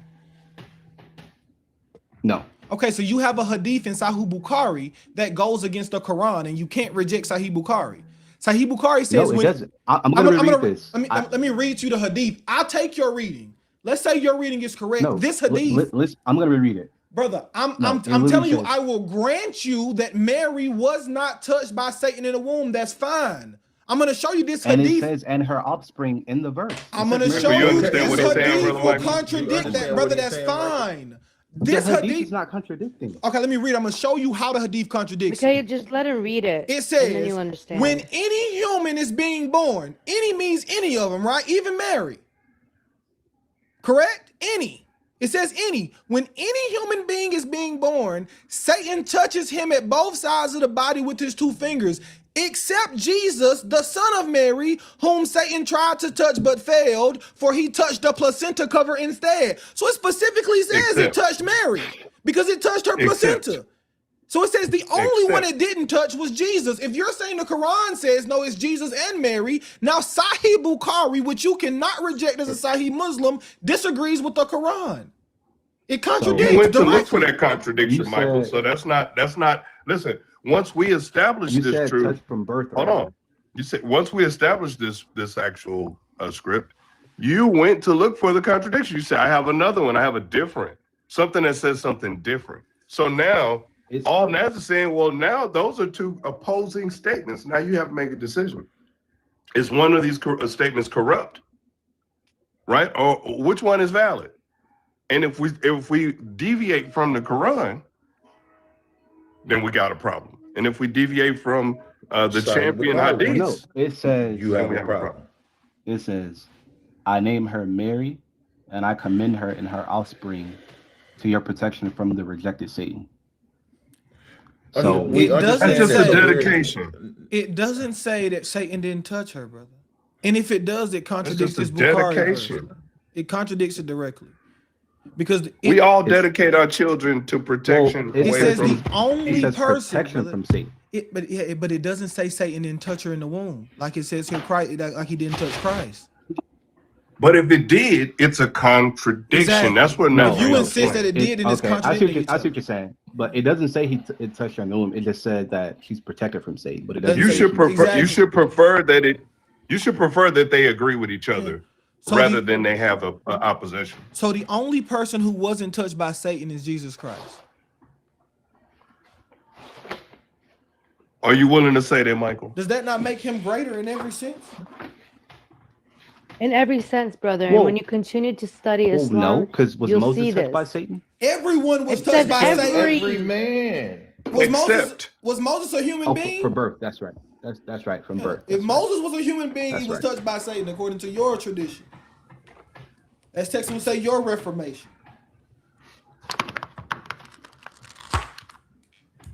Doesn't that make him greater in every sense to not be the only one who's not touched by Satan? I want you to agree with your text, Brother Michael. This is what your text says. So will you at least just say it with your mouth, just make a profession that the only person, according to your faith, who was not touched from the womb by Satan is Isa, Yeshua, Jesus. Why does that make you uncomfortable to say that when we're reading it from your text? How long you been a Muslim, man? And that's what I was just about to get to, Naz. I promise you it's not too late. How long have you been okay, Muslim? Here it is. Look. Yeah. Sahih Muslim. More contradictions? Sahih Muslim what now? Sahih Muslim 2366a. Sahih Muslim 2366a. So the last one was the wrong one, Michael, right? No child is born, but he is pricked by Satan and begins to weep at the pricking of Satan, except the son of Mary and his mother. Abu Hurairah said, you recite this like the verse, I seek thy protection, for her hand and her offspring against Satan is a curse. So cool. Now, Sahih Muslim and Sahih Bukhari contradict each other. Just contradicted each other. Not necessarily. Yes, necessarily. Yes, necessary. No. Necesito. One Indeed. says the only person not touched by Satan is Christ. That's not what this is. Okay. The other person says, no, it's Christ and Mary that's not touched by Satan. How is that not a contradiction, brother? Directly. What does the other one say? The other one says everyone is touched by Satan except Jesus. This one says everyone is touched by Satan except Jesus and Mary. And he's been reading the other one this whole time. That's So a which direct one is contradiction. Which one is right? What is it, Jesus and Mary or No. just Jesus? Because somebody's wrong. And it's Well, no, Bukhari, they and it's both be Bukhari, and they're both correct. So it can be the Bro, only brother, person that's not cognitive touched is dissonance. Jesus and No, Jesus because- and his mother. Because the Quran says that they both be protected. Okay, This so hadith says they both be protected. so The other one just says Bukhari, Jesus. so Bukhari is wrong. So now we have Sahih So- Bukhari. That is the foundation of so your look. faith, and he's wrong. It's not the foundation. Okay. Sahih Bukhari is the So- foundation of faith, brother. You a Sunni Hey, Muslim? Nas. What does hold It on is- one second? it What does Sunni mean, Mikael? What does Sunni mean when you say Sunni Muslim? That means you follow the what? Sunnah, you follow the way. You Let me follow show the this. Sunnah. Where do you find the Sunnah? In the Quran and the Hadith. In the Quran and the Hadith. What That is the most respected collection of Hadith known to humankind? Bukhari. Bukhari. You just said Bukhari is wrong. That's the I foundation didn't of say your. it's wrong. I Okay. said it's not the foundation. No. The foundation Is he wrong when would he be the says five pillars. is he wrong when he says the only person who wasn't touched by Satan was Jesus? Is that wrong? Yes or no? No. So Mary was touched And by I'll Satan say- in the womb. No, she wasn't. Okay, so that means Bukhari is wrong, brother. Come on, man. It got to be one or the other. I just asked you. Let's replay. I want you to hear yourself. No. So Okay, hold on. Don't say nothing else, brother. I was I gonna- really no. Hold on. I'm gonna pull it up on Let me pull YouTube. it. I'm gonna play it back because I want you to hear how you sound. I want you to hear how incoherent trying to make I'm this. gonna. Hold on, brother. It's okay. Don't stress it. I want you to hear it for yourself, so that you can understand that how you sound saying yes and no at the same time. You are literally saying yes, Literally no. the definition of cognitive dissonance. Watch this. Listen to yourself.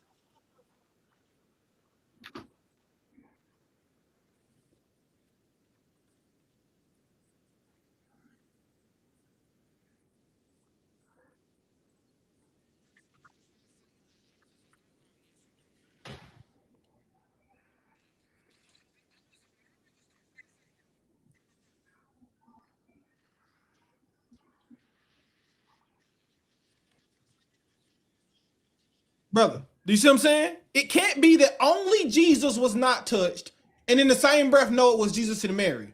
One of those things are wrong. Both of those things can't be true.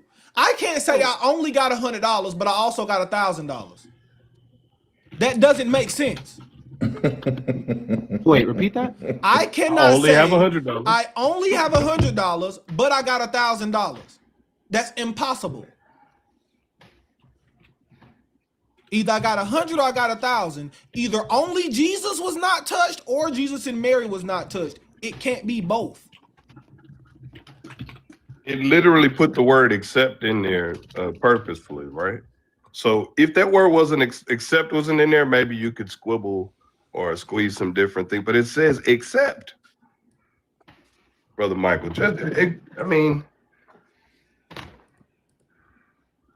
and all we're establishing here is that you have to agree that Yeshua is exceptional to all of these holy men, right? That it's something that is greater and not by little, right? About this man, Jesus. He was born in this miraculous way. He's not even dead. I mean, but he And wasn't born in the most miraculous way. you're waiting for, you have expectancy of his return, and the expectancy of his return is not for himself but for mankind. He's doing something on behalf of the righteous. Yeah, but he's also. But it's hard for them, Texas, to answer But- your question because he will never but- admit to it. Hold on, Mikhail. The reason why they have such a hard time to say, you know what, even in my own paradigm, Isa is exceptional, is because they have to believe that Muhammad is the best of everything. So it's like a competition. They have to continuously undermine Isa, even the breathing of life, into a clay bird, because that would Because he mean didn't that do it he's himself. better than Muhammad, and that can't happen. Muhammad because was he didn't do touched it by the himself, though. Satan, Why don't but you was just? Isa what? wasn't. You agree Muhammad was touched by Satan, right, Mike? He has to agree to it. Where? Hand It was said even taken over by every- Satan. Where? Bro, are you Brother, why don't you just come back to Christ, brother? Do you hear how incoherent you are now? Seriously, I ain't trying. Bro, Like, are we what's- being for real? What's stopping you from just coming back to Christ, brother? You're making incoherent arguments. You're not an incoherent person. You only became and incoherent during his when you had to attempt start to- defending this crazy stuff. When you didn't have to defend this, you're very coherent in your And speech. Now you're becoming extremely incoherent because this just And doesn't his make attempt. sense. It doesn't make sense. My bad, Naz. No, you're good. I'm just saying, like just come back to Christ. In his brother. attempt to go ahead and prove So- the contradictories of the Bible, he actually is poking holes in his own doctrine. Come back, bro. I'm back. Well, We'll I still be will waiting say- for Yeshua over here too, man. Come on. We'll still be waiting for Yeshua to defeat the Antichrist just like you are over there. Just come over here and do the same thing. Yeah, but do it with truth. Facts. Right. That's my yeah. I'm pretty sure I have. You know But that anyway. in the Go Bible. ahead, sister. Let me cut you off. Sorry, let her. I was just what going you to say? talk about Passover. So there are 10 plagues in the God bless Bible, him. right?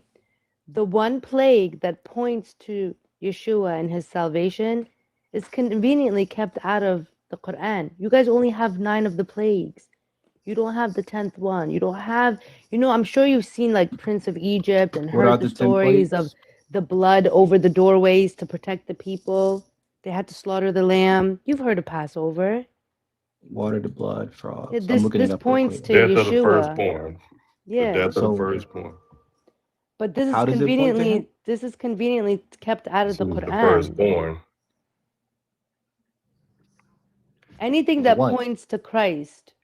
Why is there Right. why is there no Passover celebration or observation?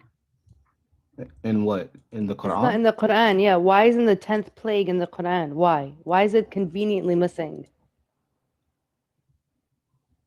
Because it points too much to the truth, brother. That's why.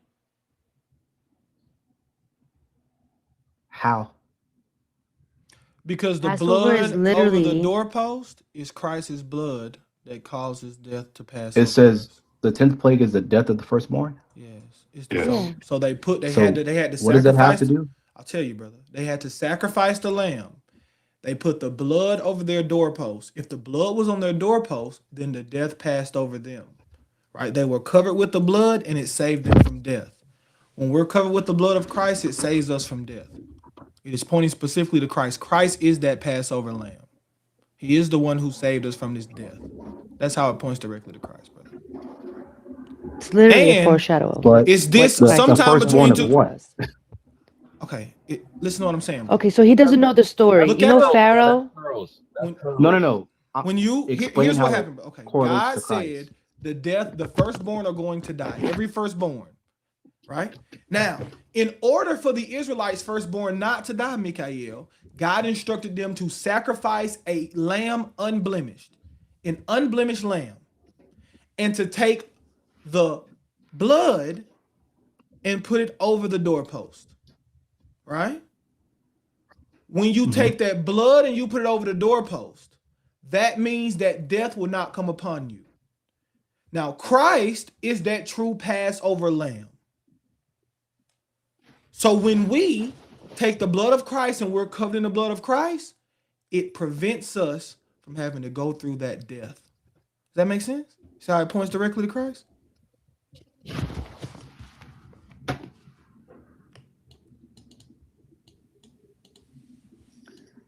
Yeah, this is I'm pretty sorry, deep. I'm Mikael, here, I'm this is listening, pretty I'm just deep. reading That's what something. I'm saying. Like, this is pearls. Like, this is literal pearls. Beautiful teaching. But the important thing is it's for him to recognize that it's conveniently kept out of the Quran. That Because the one thing, right? Look, in order for you to have salvation, Mikhail, you were to believe in the death, burial, and resurrection of Yeshua. This is something else that the Quran explicitly forces you to deny. So what the Quran is actually doing is keeping you from your salvation and has kept out anything that points to your salvation from the story of the Quran, completely disregards it. well, In order through to Why? man, no one Muhammad can die over for your Yeshua. sins. So You need the blood of the lamb, though, brother. That's what Brother Nazarene just beautifully made I the don't need the connection blood for of you.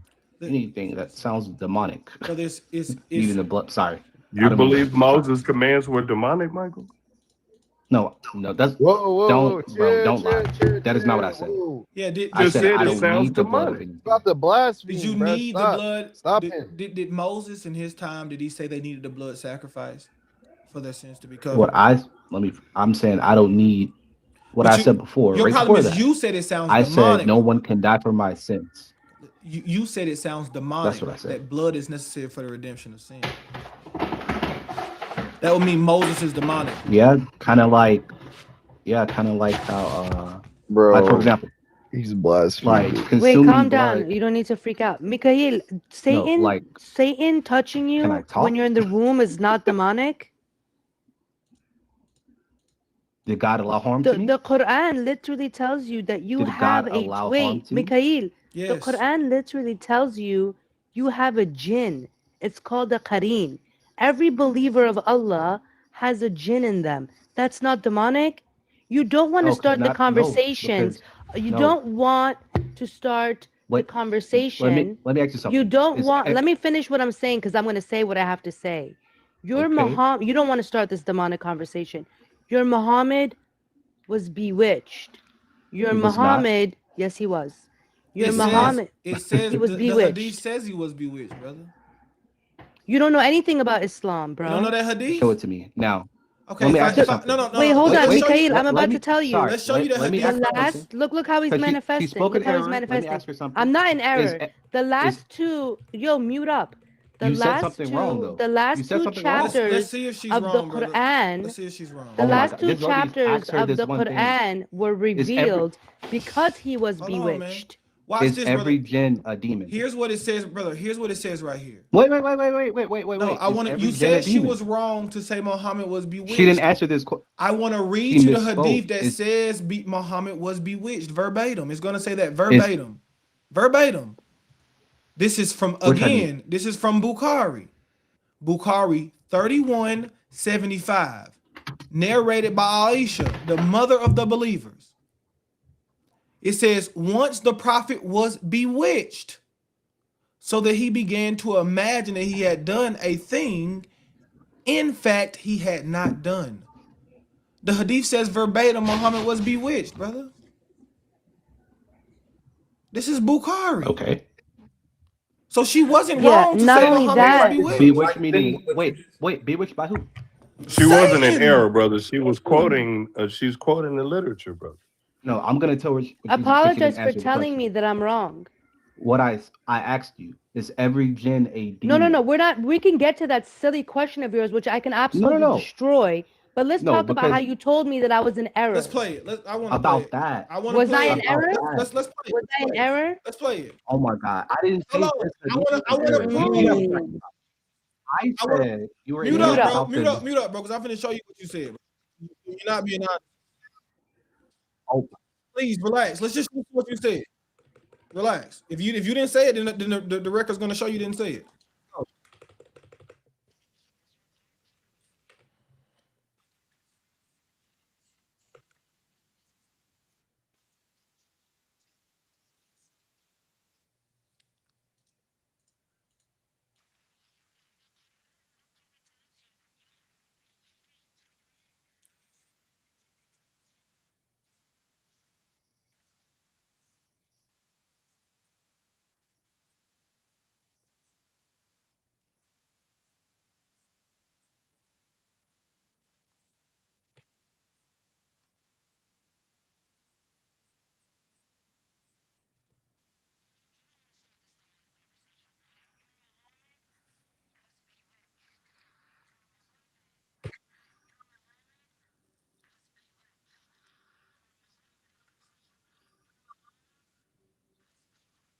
She said your Muhammad was bewitched. You said he was not. Let's keep going. But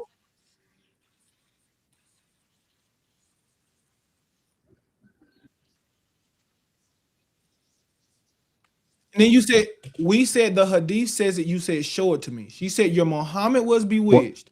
You said, no, he is not. I said the hadith says it. Can You said, I? show me the hadith. Hold on, let's finish and I'll let you go. I Now, just want to show everybody what you said.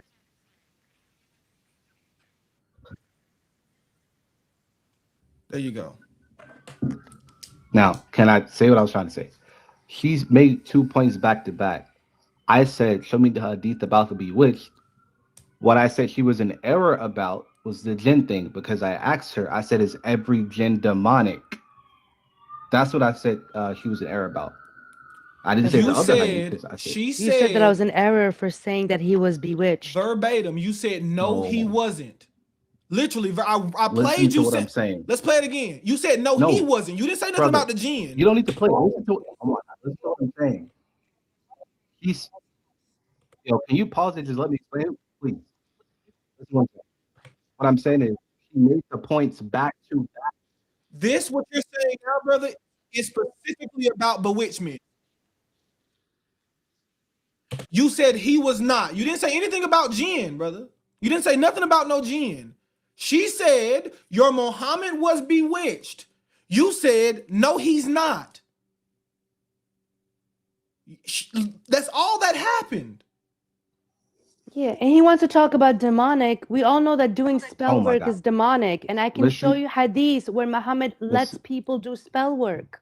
Listen to what Like, I'm if you listen. want to open that door when it comes to demonic, trust and believe. As a Muslim, you don't even want to say the word demonic.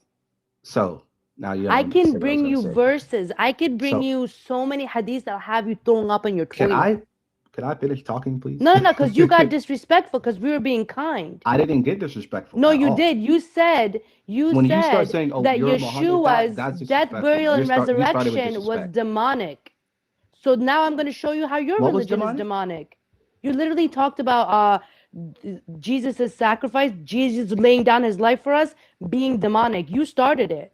I Said didn't the say that was bloods. demonic. You said the Don't blood put- sounded no, I didn't say that was demonic. You demonic. did say did it was say demonic. that. I did not. Bro, Yeah, you did. What's I wrong with said- Yeah, you? you did. And that's why I had to Oh open my up the can on You you stop putting because words in my I was mouth. being Hold on, friendly. hold on. I can tell you so Replay, much replay. demonic. Let's see what he said. Let's see if he said demonic. Why are y'all like not letting me explain myself? Because you have to be honest about what you said. Then you can re-explain if you want to. Listen though, just listen to it.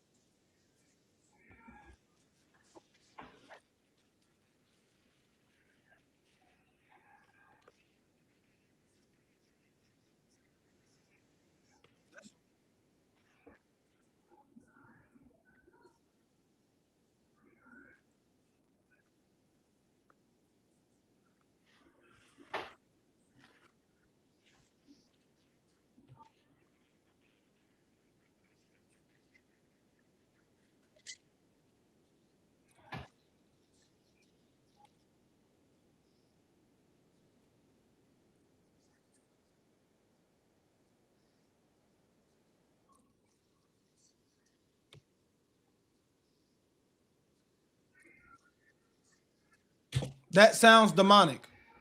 That's what you Sounds said. demonic. That's what he said. Okay. Oh, So don't catch feelings All now right. when I open the can of Now. demons on you Hello? from Islam, right? Hello? Can you hear me? Yeah. Because the most demonic religion on the face of the planet, even more so than Satanism, is Islam. Do you know what else is really demonic? Marrying little kids, which is allowed in your Quran. You know what else is It's allowed really in the Bible, demonic? too. Kid, no, That's it allowed in the doesn't. Bible. No, it doesn't. See Yeah, it how is. you trying to It run is. to the Here, Bible here, to here. save Let's do you, it. Let's No, do brother? I'm it. not. Let's do The No, only it. I'm time saying the you can have Bible a is double going to standard. I got save you. you Mikhail, is if you're an actual Mikhail. believer. Go ahead, point to me the verse in the Bible that says you can marry your child. Please. Okay. Let's get done with this, then we're gonna get right back to the Quran. I like when people try to do this. And okay, and for the verse I pull up, can you pull up the Hebrew for it too? Yeah, I pull up the Hebrew perfect. Yeah, I love the Hebrew. Because the English word doesn't match the Hebrew. I'll pull up the Hebrew, brother. Okay. Let's go for it. Okay. Normally y'all ask for the NIV. I will pull up the Hebrew in a heartbeat.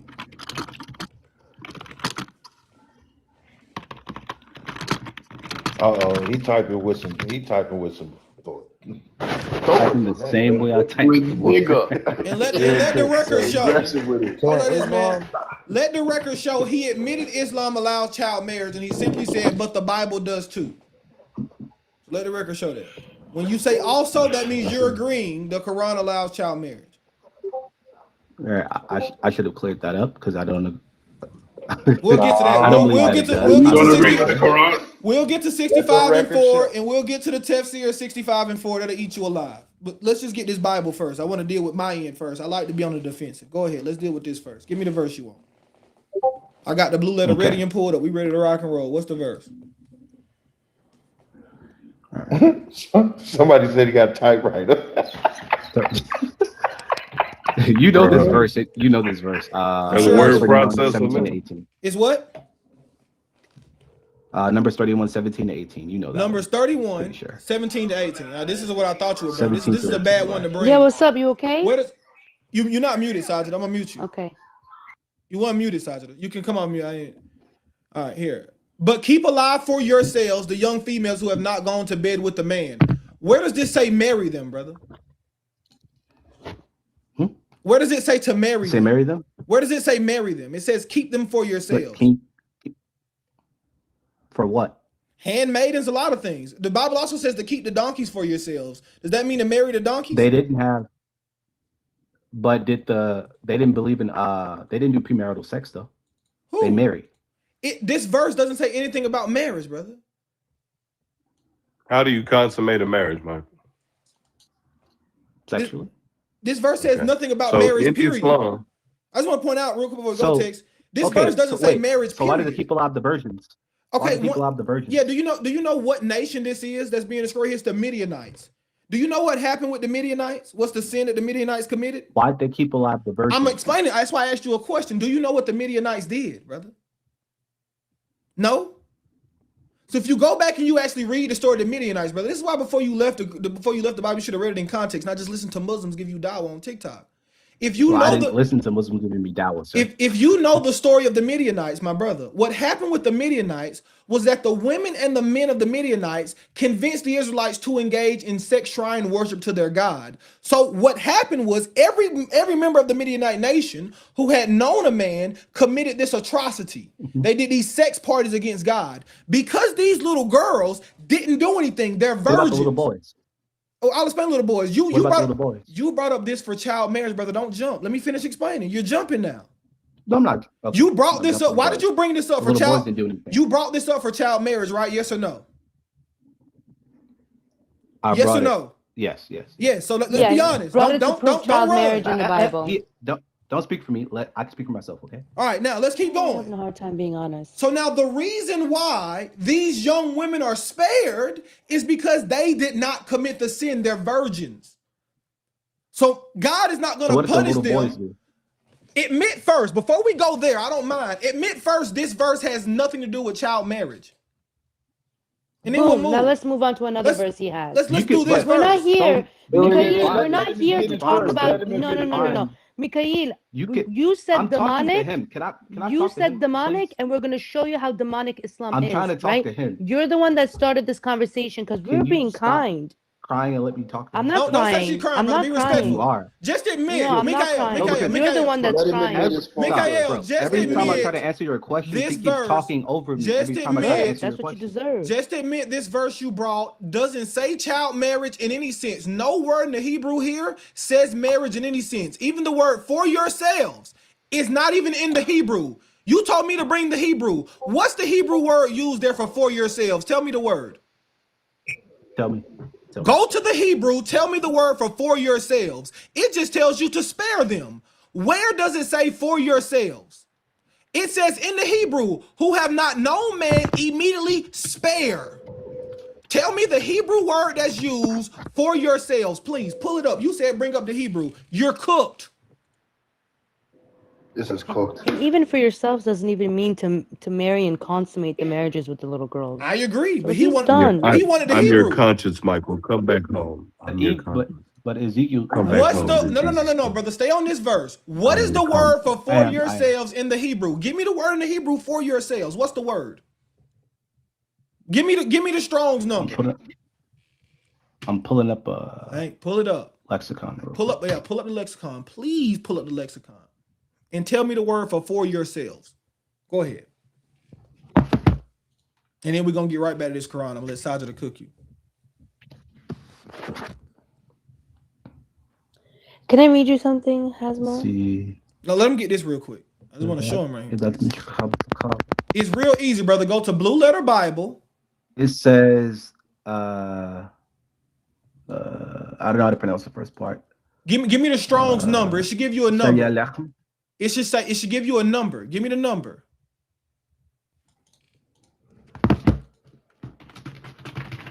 Strong's Concordian. Go to Blue Letter Bible. Type in the verse. It'll give you a number.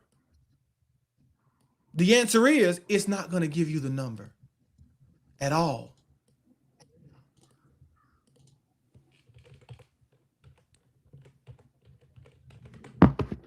Using Strong's Hebrew. Yeah.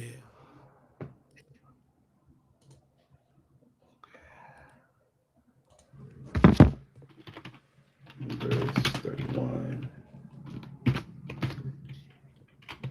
Mm-hmm.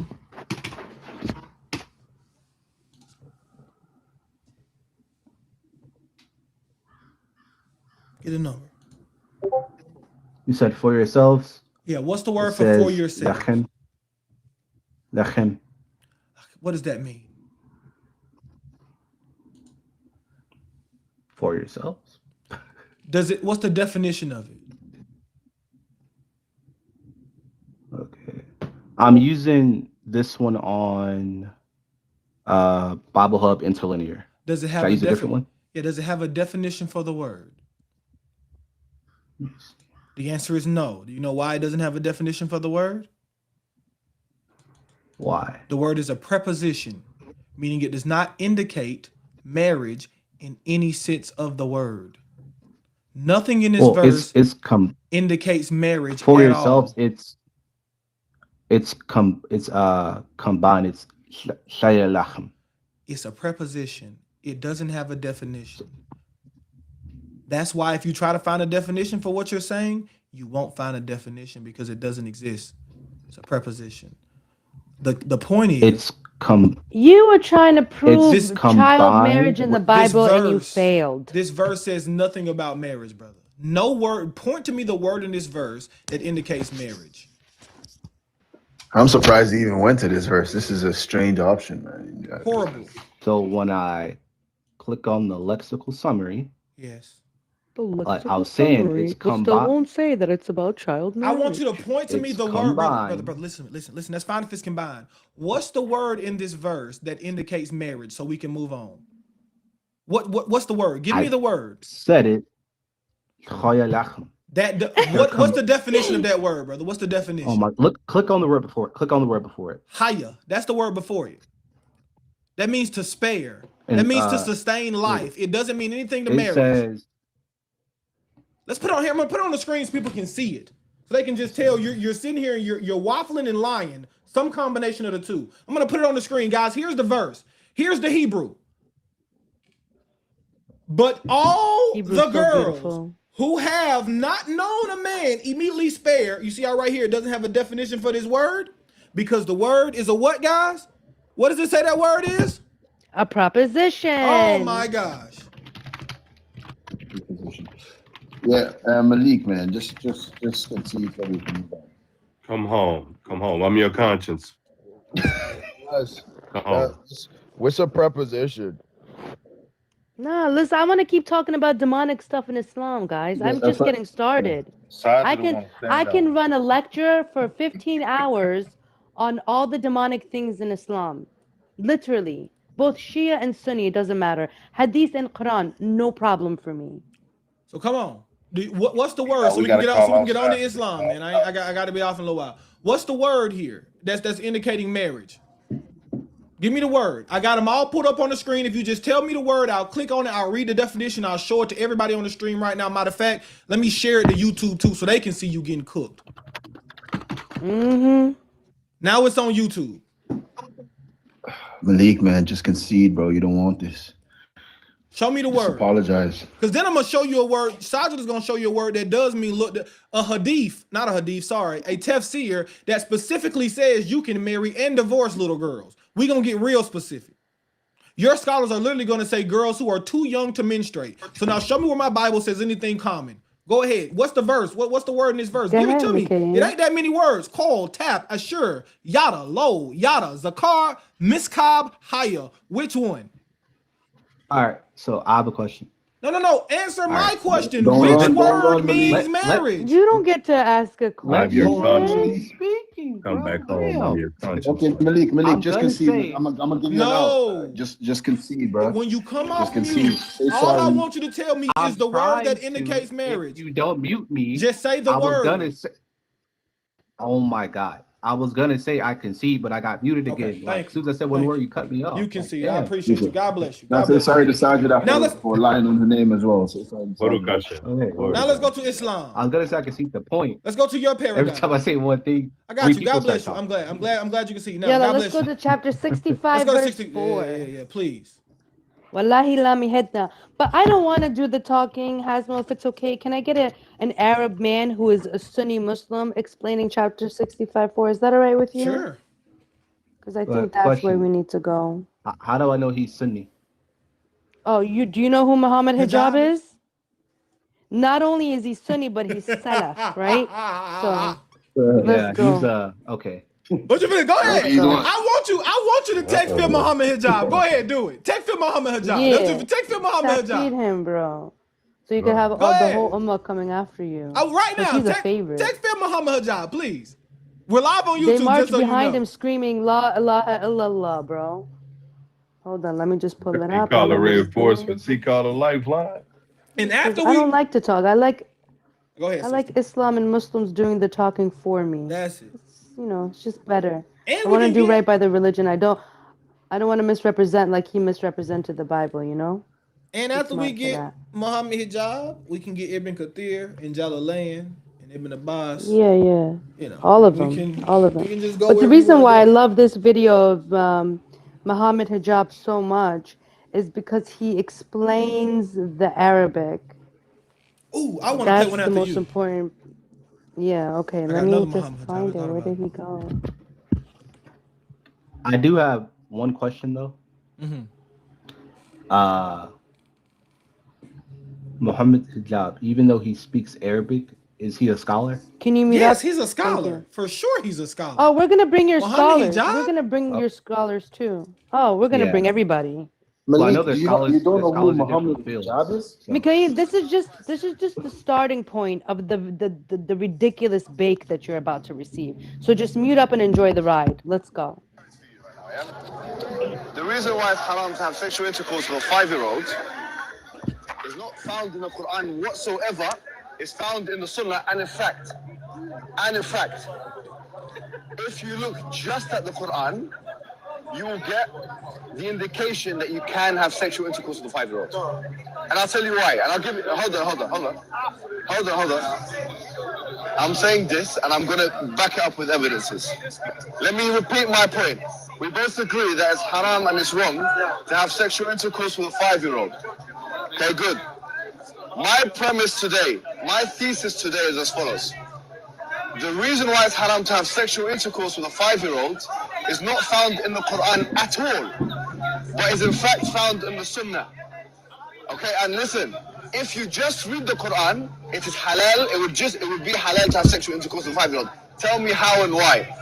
In Surah Al-Talaq, chapter 65, verse 4. Can you mute up because you're typing and people can't Oh, hear? sorry. It's okay. It's chapter 65, verse 4, if anybody missed that. Allah subhanahu wa ta'ala tells us who you can divorce and who you cannot divorce. And then he says, وَاللَّائِ لَمْ يَحِدْنَ.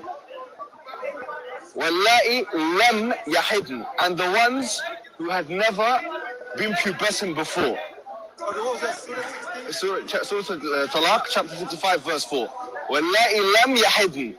Now the word lam in Arabic, it's what you call حرف نهي للماضي, which means that it's something, a negative term for the past tense. And this is going to sound quite scary for you. So this is what he explains the Quran. And the reason why I love this video so much is because he's actually at Speaker's Corner and he's debating Quran-only Muslims.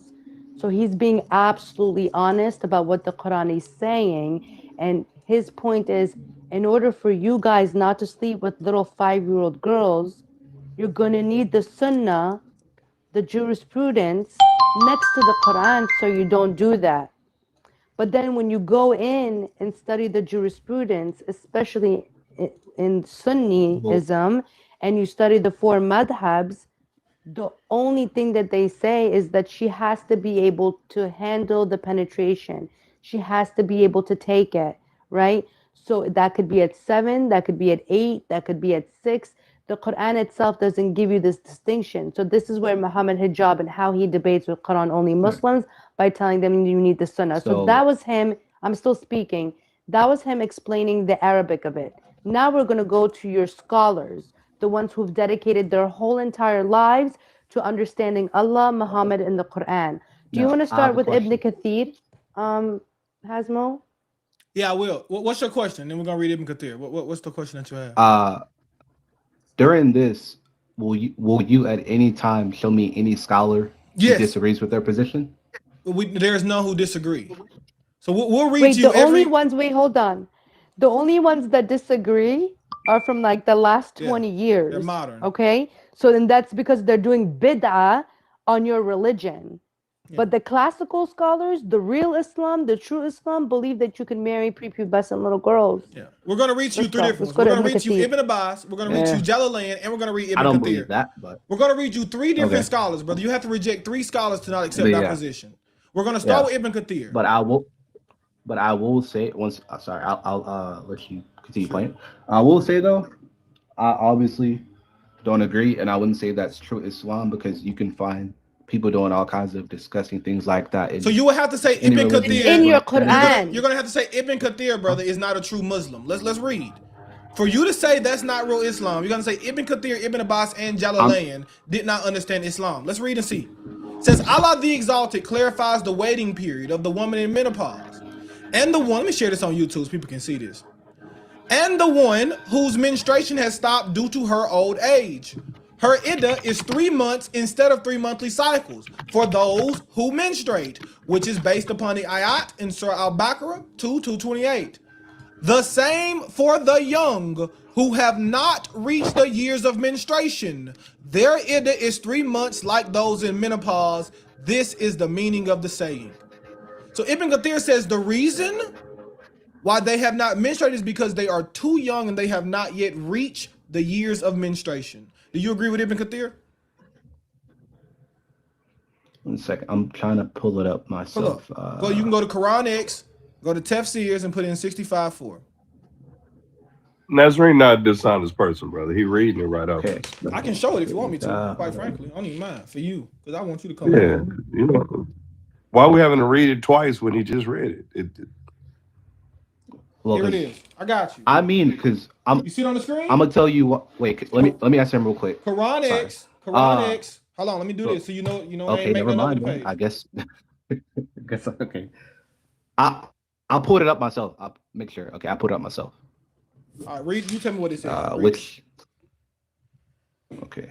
Go to the top left. Top left for what, brother? Can you go to the top left real quick? Why I need to go? You reading it? You said making sure I have the same one.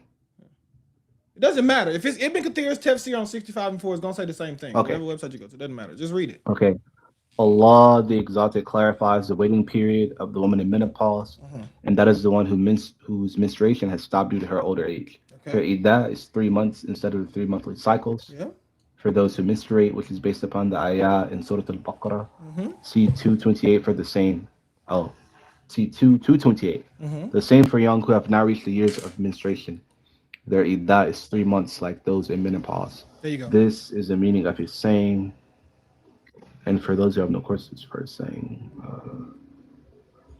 there are two opinions. First is the saying of the group of the Salaf, like Mujahid, Azuri, Ibn Zayd. That is, if they see blood and there is doubt if it was menstrual blood or not. The second is that if you do not know the ruling in this case, then know that their iddah is 3 months. This has been reported from Sa'id bin Jubair, and it is the view preferred by Ibn Jarir. This is the more obvious meaning. Supporting this view is what is reported from Ubay bin Ka'ab, that he said, "O Allah's messenger, some women were not mentioned in the Quran, the young, the old, and the pregnant." The young. Do I keep reading? No, that's it. Do you agree Yeah, so let me that help that you out young here. are those who Yeah. have not just I want to see if you can What answer. Those young are too young to menstruate. They have not reached the years of menstruation. That's what Ibn Kathir says, right? And I don't agree. Okay, he You don't doesn't agree with have to Ibn agree, but Kathir. listen, Wait, so you he don't doesn't agree? agree with his own religion. Yeah, I just want to get No. right here. So you reject Ibn Wait, Kathir Ibn now. Kathir isn't. Well, yeah, you don't have Okay, to take I got you. scholars. I just want to show here. You're going to reject the top three. I just want to read the other two. I'm gonna let Sajid go ahead, right? Here's Jalalain. Jalalain says it this way. Wait, oh, you don't have to 100% agree with every scholar, though. I'm ask saying, for the brother, scholars, you're about to Michael. reject You asked every. You're about I to did, but that reject. doesn't mean I have to agree with Yeah, it. you're No. about to reject. My point to you, my brother Mikael. I said, can you show me a scholar You're about that to won't agree? You're about to reject every single major scholar of Islam. That's my point to you, brother. It's not just going to be one. I'm going to read to you another one. This is Jalalain. He says, as for those of your women who What, 2 or reach, 3 out of thousands or millions? it's not thousands and millions, brother. When you try to find scholars from antiquity, not scholars from 1990, but scholars from antiquity, there are not millions and millions. I would challenge you to find me a scholar from antiquity that disagrees When you this ask verse was for about the scholars- young. It doesn't exist. When you ask for scholars, were you expecting thousands of millions? I mean, because that's No, not how no. we interpreted that question. No. When you asked for scholars, he went to No, the but here's top the thing. scholars. No, when I asked, though, when I said, would you show me a scholar who doesn't agree It doesn't Um, exist. with it? He There said is- it would. It doesn't exist. But you just said it would be in the last 20 years or something, That's- right? They're trying to align themselves, brother. They're bending the knee yeah, to the that's not a kuffar so scholar that of they can be Islam, brother. accepted. That's That's not not real the Salaf. Islam. You're not I see following the what you're Salaf. saying. You're rejecting the Okay, what I'm Salaf saying is, in response of modern I'm gonna- Islam. Bro, I'm not a Salafi, dude. Okay, He doesn't so get what I don't- Salaf even means. I don't have to follow the I'm- Salaf if I'm not a Salafi. I got you, brother. So listen to me. My point to you then is you're not following Islam. Wait, you're breaking up, Naz. You're My bad. breaking up. Do you know what the word Salaf means? What is a Salaf? What does that mean? It was someone who holds if I'm correct, they hold a literal, very. No, That no, would be no. a Salafiyya. Yeah, Salaf. The Salaf are the first 3 generations post Muhammad, right? So for Yeah, I you know. to say that you don't follow the Salaf, But I'm saying that Well, hold you're on, cutting brother. out. You're cutting out. I got you. Let me see You're if I like can. skipping. Is it Yeah, better? Naz, you're breaking up hard, Hold on. bro. You break it up. I can't hear you. But All right. yeah, Can Malik, you you're hear getting your me? definitions wrong, Can bro. you- You're can you hear mixing up me now? Salaf and Salafi. So, Is it better now? do you know the difference between the two? So it's not better. Salafi Yes. follows Salaf, right? No. Is it better now? No, Can the y'all hear me? Salaf just means the first 3 generations of Islam, bro. What in the hell? Some people So add it's the Salafi. first 4.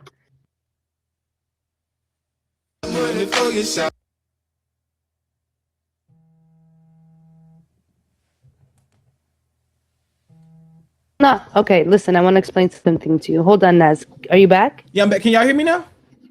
Yeah, Yeah. you're perfect. I don't know what You're good. happened. Yeah. It's kind of going crazy. It But wasn't I live just at that want to time. take a walk. I just want to I point wanna out to him take a one thing, walk Sajid, before just you take real the walk. quick. I just want to point out to him, and Yeah. I'll let you go. My brother, by you saying that you don't follow the Salaf, that means that your Islam is post 3 generations after Muhammad. You're following a new invention. You're not following the Islam of Muhammad. The Salaf are the first 3 generations after Muhammad. So if you reject the Salaf, you reject Islam at its most primitive state.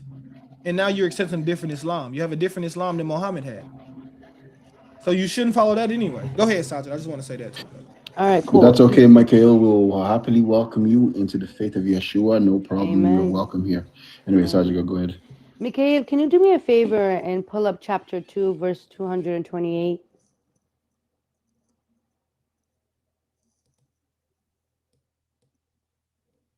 If you don't want to, I will. Are you there? You there, Michael? You Yeah, there? I muted my keyboard so you guys wouldn't complain. Oh, about So okay. pull up chapter 2, verse Okay, it 228.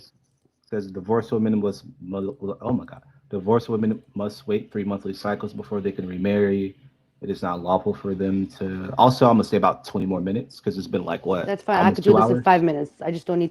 Just don't interrupt me. Will be good. Just read it. Finish. Don't Divorce. interrupt yourself reading the I'm verse. trying to read. Divorced women must wait 3 monthly cycles before they can remarry. It is not lawful for them to conceal what Allah has created in their wombs. If they Okay. truly believe in Allah in the last day, and their husbands reserve the right to take them back within that period if they desire reconciliation. Women have rights similar to those of men equitably, although men have a degree of responsibility above them in Allah's almighty all eyes. Okay, that's fine. So you're looking at the first time the iddah is being introduced in the Quran to the people. You're starting to learn what the waiting period is and what it's for. There are two different types of waiting period in Islam. For somebody who loses their husband, they can't remarry. They got to wait like 4 months and 10 days. And then there's another waiting period called the iddah, which is after divorce. So here Allah is talking about 3 monthly cycles, right? Meaning if a woman gets divorced, she has to make sure that she completes 3 menstrual cycles. And then if she's not pregnant, then she can move on because she doesn't have the right to conceal what's in her womb because paternity is extremely important in Islam. If she's Okay. not pregnant by the widow, right? By the dead By the husband. widow? Right? I mean, you It know what I doesn't mean. always have to be a dead husband. It could just be divorced. Okay. Okay, there's two different types of iddah. One is if your husband died. You can't move on while you're mourning him. It's 4 months and 10 days. That's different. Okay? The iddah here that's being introduced is for a divorce. Okay? So she has to wait for 3 periods to pass. No pregnancy. That would mean no pregnancy. Then she could move on and get remarried. Okay? Now go to chapter 33, verse 49.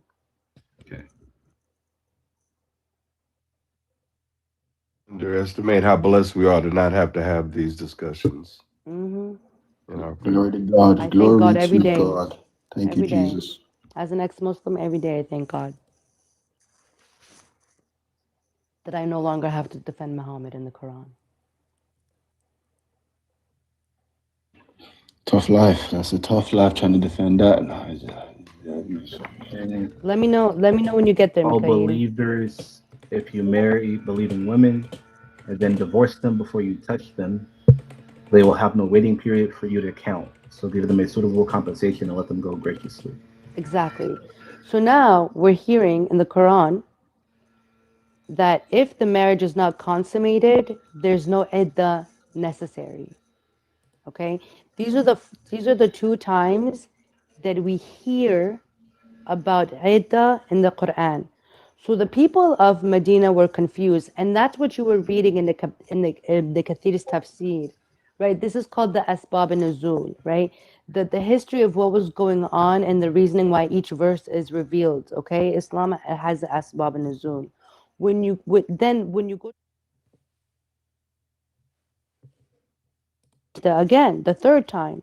But the Asbab an-Nuzul, the reason why 65:4 was revealed was because the women in Medina were confused because Allah addressed women who regularly get their periods in chapter 2 verse 200 in chapter 2 verse 228.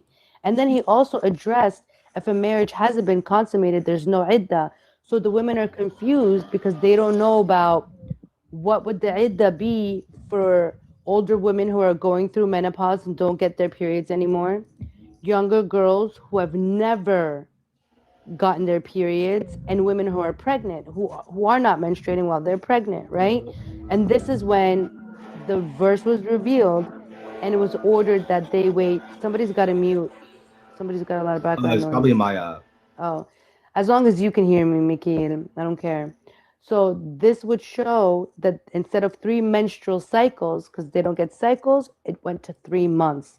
So if a marriage has been consummated and there aren't menstrual cycles, the wife would have to wait 3 months.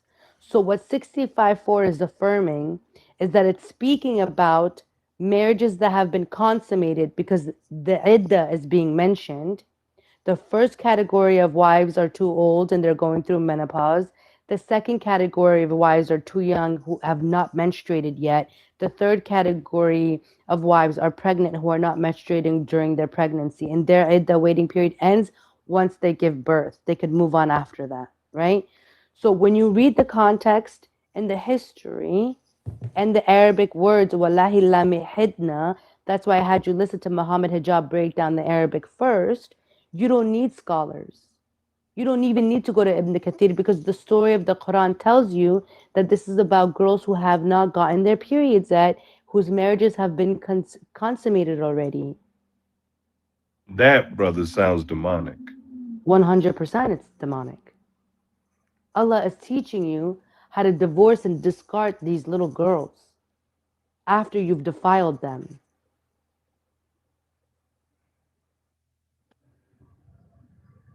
And then if you want, we can go to the 4 madhabs. You can go to the Hanafi and all of the rest of them and talk about the rulings of them. And if you want, I can play you a video of a Muslim sister breaking Wait, down. what? Question. Can you show me where it says that they consummated with the women who didn't have a Yeah, period? chapter 33, verse 49 tells you that there's no iddah necessary if you didn't touch her, if the marriage wasn't consummated. Meaning if there's no SCX involved, There's no iddah. there's no need for an iddah. No hiddah, So no if chapter 60, if chapter 65:4 is speaking of iddah, that means that it's speaking of marriages that have already been consummated. Means they're already getting it in, brother. This is sick, man. But it isn't saying they've already gotten in with women who. Why aren't you understanding this, brother? That's not complicated to understand. You know what is being said. I don't. Cognitive dissonance. What Saj just explained? I was She gonna explained ask it her well, what but some of maybe a the different stuff meant. voice. 3349, right, says that if you don't have it, if you did not have sex with a woman, there is no iddah, there is no waiting period. 65:4 says that those who are too young to menstruate, they are too young to have ever had a period, 65. they have an iddah, right? So 3349 says only an iddah if you have sex. 65:4 says that girls who are too young to menstruate have an iddah, which means someone is having sex with a girl who is too young to menstruate. Not only this is worse. That's why I always say it's worse. I'm gonna let the sister finish. I mean to cut her off. It's worse because now, not only is that little girl, right, was that little girl abused, she's about to get divorced to be abused again, and she still hasn't had a period yet. Mikhail, are you there? Are you grasping this? Yeah, I'm off the thing. Yeah. I'm just making sure that you're hearing it and that this is registering with you. Like this is what it is, man. This is heavy stuff. I do understand if it is making you a little bit uncomfortable naturally. Any person of good conscience would feel this. Well, I'm reading. Hold on. Let me just. You agree it's disturbing, though, brother? This is a disturbing detail. That What I'm trying to do, which is difficult. That's not the question. The question is, I want him to go in. is this disturbing? second. What's being discussed? I want him What to I'm trying to confirm it. do. Because I was is there one read- time, guys. I cried for months. Is read and listen at the same time. So just tell me what is it that's bothering you? Why do you think that I'm not being honest about what the Quran says?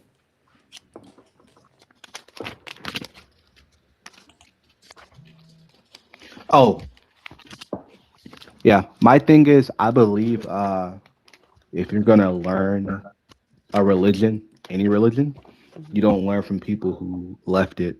Doesn't matter the religion. Is this disturbing or not, brother Mike? So let's see.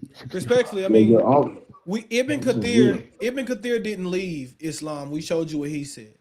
Jalalain Neither didn't did leave Muhammad Islam. hijab. Exactly. Muhammad As Hijab for, didn't leave Islam. We can show you what's the okay, guy's name? so Orthodox Muslim. He didn't hold leave on. Islam. They all say the As same for thing, brother. wait, as for your women past the age of menstruation, in case you do not know, the waiting period is 3 months. So women too old, okay. Yes. And for those who have not menstruated as well, as for those who are pregnant, the waiting period ends with delivery. Okay. So it says for those who have not menstruated, but have they had sex with them? Yes, Because because the iddah is necessary. Now read Chapter 33. 33, verse 49 Yeah. says that if there's no consummation, no iddah is necessary. You didn't touch him, there's no iddah. The purpose for the iddah is to see if she's pregnant.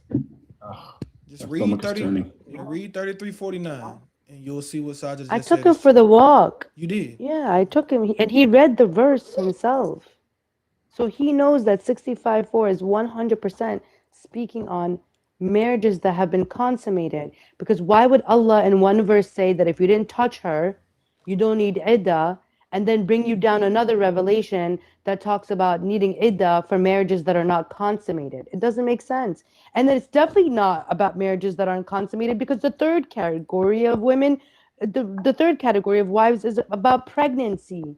Last time I checked, you need to consummate a marriage in order to get pregnant, or just consummate to get pregnant.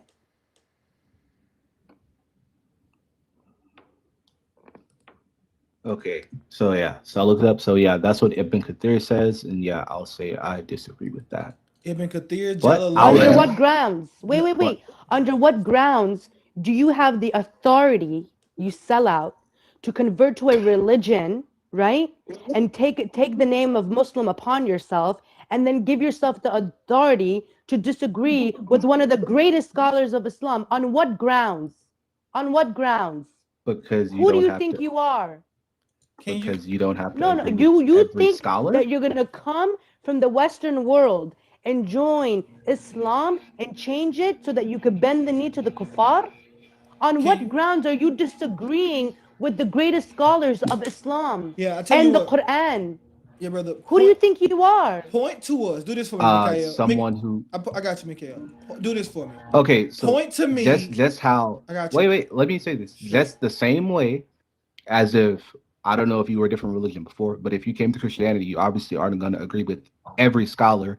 You could disagree with Bruce Mesker or whatever scholar, even if they're I considered don't the go against the greatest. Bible. I Wait, would die Mikhail, before I but speak out Mikhail, against the Mikhail, Bible. listen. You're I tell you you said what. it You was speaking out the say against the you scholar. say You you didn't Quran. say the disagree. Quran. You said Can the you scholar. point to me any scholar from the first 5 generations of Islam that has a different interpretation of this verse than this? Right now, Just no, Google it. because It- I Back haven't. tomorrow. What I'll tell you is, brother, Google Okay, it. it doesn't okay. exist. Right There now, isn't no, one. because There isn't I'd one, have brother. to do my research. Go do If your I can't, research.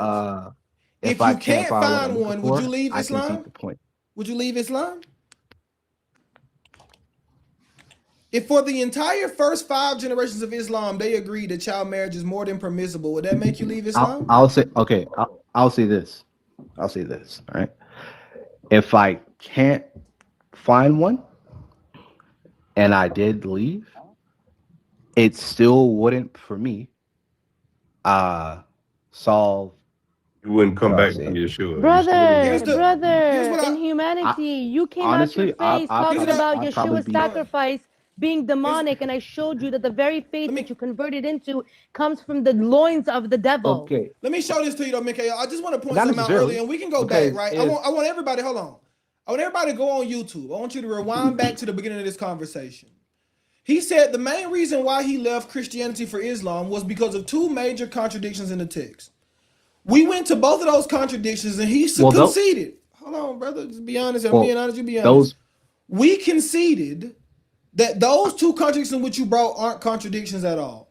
You said it out of your own mouth. Yeah. So what I'll say, I didn't say like, you could actually rewind this. I didn't say that those were the 2 main reasons I left. I said those are the only ones I could think of at the moment. That's what I said. All right. I tell you what. You can rewind and check. Go do your research on this verse. Okay. And then please bring me the rest of your contradictions, because they don't exist. They're contradictions that only exist in the mind of Dawa. They're Dawa Gandhis. Not necessarily. Listen, brother. Do you know how I know they weren't bad contradictions? You can't even remember. I can point out to you every single. I can point out to you every single reason why I'm not a Muslim, and I can quote the verse from the Quran to back me up. So I have a question for you then, right? Sure. What's your question? So as what are you, Nazarene? Yes. Nazarene is what? Anyway, for you guys specifically, which text do you use? We use the Bible. Which one? We use the 66. Genesis to Revelation. Genesis to Revelation. No, you know what I'm asking you. Which one do you use? The 66. We use the 66. The Bible. Okay, 66. Okay, 66 book canon. Well, I had to ask because isn't like, for example, isn't like the Ethiopian Bible older? No. Yeah, no, the Ethiopian Bible is not older. Yeah, the Ethiopian they got their Bible from books, the. Yeah, God has more books. They got their Bible from the. Okay, I do have one question for you, right? And I'm not trying to argue. I just want to know your take on this part. I think so. In the book, I think it's Jude. Okay, so the book of Enoch is not in the 66 book, right? No. Okay. So I think it's Jude. It's only one chapter. Jude quotes the first verse of Enoch. That's what you're referring to? Yeah. So what do you think about that? So if Enoch isn't the book of Enoch we have today is a book about the book of Enoch. It's not the actual book of Enoch. That's the answer. It's lost to us, brother. We have we have is fragments of the oldest manuscripts. Everything you read now is just a book about the book. Sorry. Okay. Can you repeat that? Because you both were talking. You said it's about the book of Enoch? Right. I'm part of the textual criticism community that actually reviews the Dead Sea Scrolls. And what you'll notice when you look at a manuscript or you look even translation of Enoch, you're going to see brackets on every page, tons of brackets and brackets and brackets, because if you look at the actual thing, it's a bunch of fragments. So what they do is they take extractions from Jubilees and other books, and they try to intelligently interpret what those things say. It's not a bad effort, but it doesn't benefit us in trying to get closer to a truth. Well, we have a well-established faith. I do read apocryphal books, but I don't subscribe to fragments that are incomplete. Right. Now, wait, hold on. Mikhail, we told you just now that Allah allows you to marry, grape, and divorce what is that? Little girls, and you over here talking about the book of Enoch? Yo, what are you talking? That has nothing to do with. No, I'm with that. No, you need to go cry. No, you need to go cry somewhere in a corner and study. You need to go learn the true Islam. That's what you need I'm to gonna be. bring it back. How are you going to talk about the book of Enoch after we told you that Allah lets you do this to little girls? Get real. Get real. Michael, this is a ministry. Go do my research. I said he did, but Michael, listen. Now let me finish. We have a ministry of reconciliation. The Messiah that we are the Messiah that we're affirming, the same Yeshua that you're waiting from, he does not hold your mistakes and your sins and your misunderstandings against you if you repent. And so even though you hear us being passionate against these things, we just want you to be disturbed about something that should be disturbing. It is disturbing. And I do want to at least hear you say that before you leave. This is disturbing content that is found embedded in the faith of Islam. And that when you do return, or if we have further discussion today, that you realize that the Christ that we're serving, the Yeshua, the Jesus that we're speaking of, the one you're waiting from, is that he's not even going to hold that against you if you just recognize that this is wrong and just come back to a more divinely inspired way of life. My thing is, it's also for me with some of the things that I read in the Bible that I found probably just as probable as what you just brought up now. No disrespect, brother. You brought one. And you can see that nowhere in that verse does it even mention marriage. Give me another verse in the Bible that's anywhere near as problematic as this. Yeah, we're going to go verse for verse today. Verse? After this verse of his, we're going to go to 424. That's what we're going to do. Go ahead. Give me the verse in the Bible. Don't get disrespectful to Saj. I won't have to drop you. Please don't disrespect her. Okay. But just give me the verse in the Bible. It's about The 50 shekels thing. All right, let's go read that verse. Let's break that verse down, okay? Deuteronomy 22, I believe. Don't quote me, but I think it's Deuteronomy 22. I'll pull it up and we'll break down that verse. Okay, we'll walk through it like you said in the Hebrew. We'll walk through it. And this verse is keeping you from accepting the faith of Yeshua, the verse that we're about to read. Here's the verse he's referring to, okay? Are you asking me? No. The main, okay, I'll tell you what the main thing was for me, like even outside of scripture. For me, it was mostly the theology of Christianity, like mainstream Christianity. Well, yeah, because my family, they were two different types. So I was very Southern Baptist, and the other part of actually three. So Southern Baptist. The other part of my family was Seventh-day Adventist, and the other part was IDMR. IDMR is more of a cult-ish, like science put into it, whatever. And oh, sorry, let me read what he has on the screen, then I'll finish. Thank you for sharing that. I was curious because what we're defending is not Baptist theology, right? Or Constantine. I was Baptist, so. Says, if a man finds a girl who is a virgin, who is not engaged, and he seizes her, this is the word you're going to try to translate as grape. It says seizes, it's tapas. Let's handle this first, right? I want you to see this. What's the first word they're used? This is the Strong's definition. What you see right there? To what? You see it on the screen? Manipulate. The first word, willed? Right there. A primitive root. What does that say? Where? Manipulate. In the middle of the manipulate, screen. okay. Okay. To manipulate. I was looking at the one above it. No problem. You Let's said the go back. first word. I was looking So at the top of the screen. Not engaged and manipulates her and lies with her, and they are discovered. Then the man who lay with her. Let's look at this word for lay. Make sure this also doesn't mean grape. This just means to lie down. Doesn't mean grape, sexual connection. Doesn't mean grape in any sense. Shall give to the girl's father 50 shekels of silver, and she shall become his wife because he has violated her and cannot divorce her all of his days. Look at this word. Hold on. Let's look at violated too, just to make sure. Right? It's just to humble. Right? Doesn't mean to grape. That makes no sense though. Why would you have to pay her father 50 shekels if you humbled her? Because that's the dowry of a virgin. Take a woman. Because she's no longer a virgin. Yeah, because she's no longer a virgin, brother. In the Bible, when you marry a woman, you have to give her the dowry of a virgin. Now, because you have made this young woman no longer a virgin, you owe her father her dowry because she's now your wife. So it's saying pay him the dowry. So it's just a bad translation then? Can I speak on this real quick, just as a woman? Yeah, sure.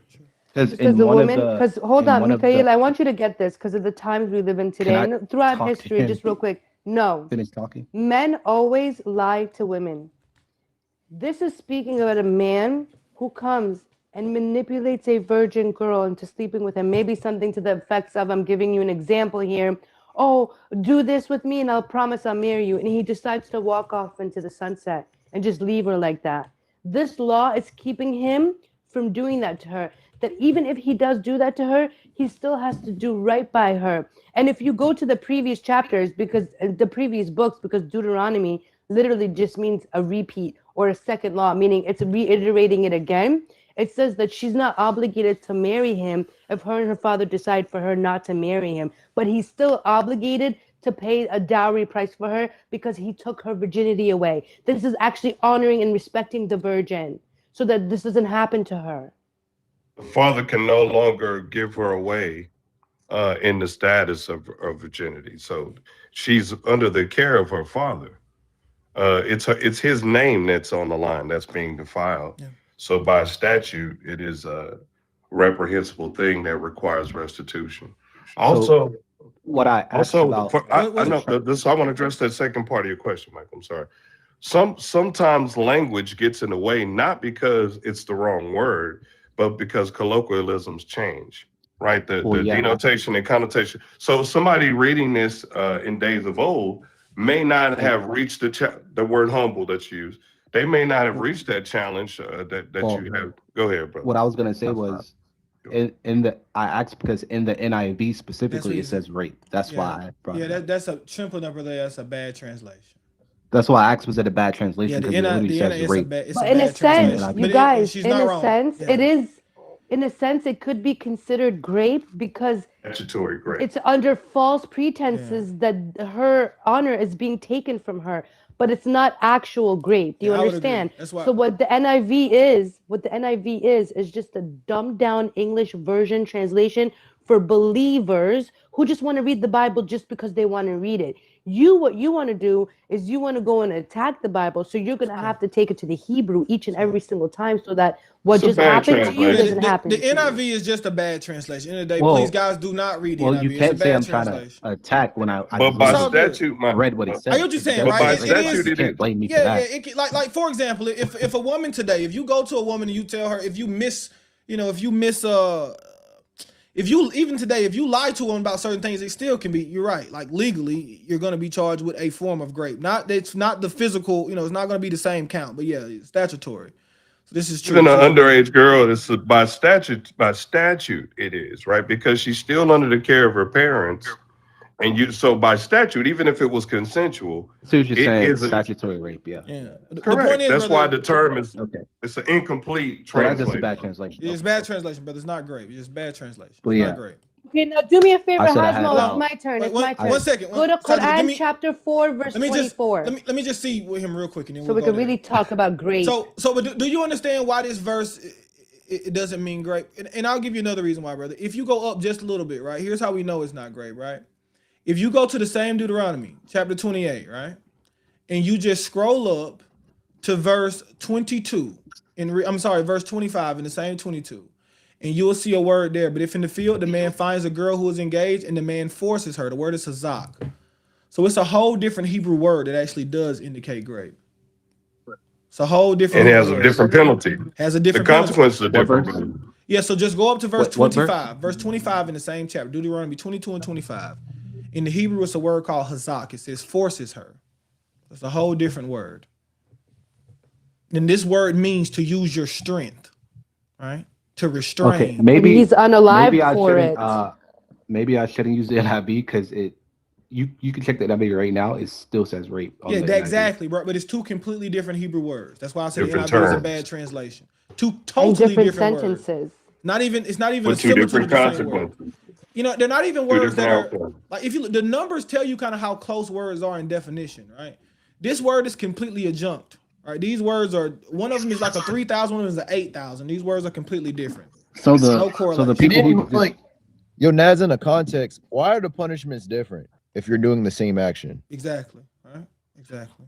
Well, because the first guy is doing the actual graping and he Yeah. gets, sentenced to unalivement. The second guy is swindling, not doing the actual graping. So he still has to do right by the girl and pay the dowry. So this Right, is but actually I'm protecting saying- the women and the girl. Yeah, his point Yeah, I'm was saying that that makes NIV a Yeah. bad translation, NIV is even a in horrible translation. contextually reading it. Yeah. Yeah, just reading it through, you get he does the same action as is described in the latter verse, but there's two different punishments. So that just doesn't even make any sense. The translation I itself think falls the apart. I think Exactly, the brother. distinction just from the verse, one says out in the country and the other one doesn't.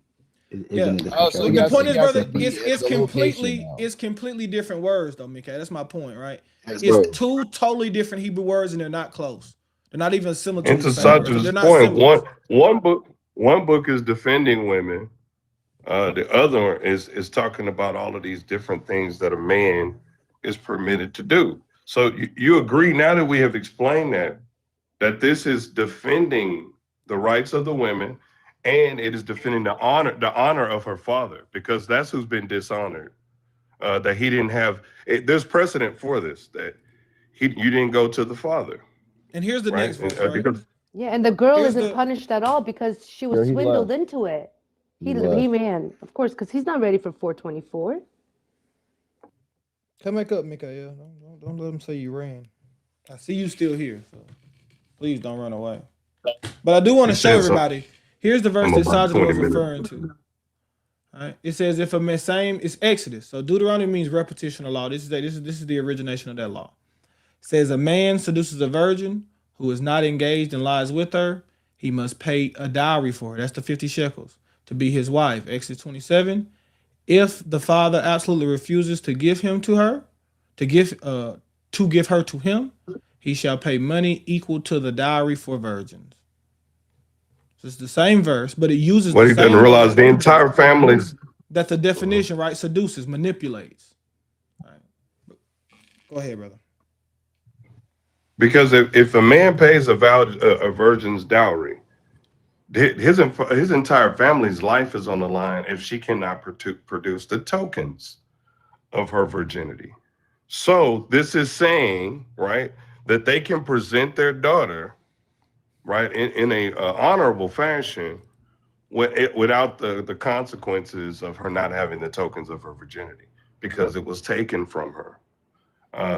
That's why the father is connected. It is connected to his name.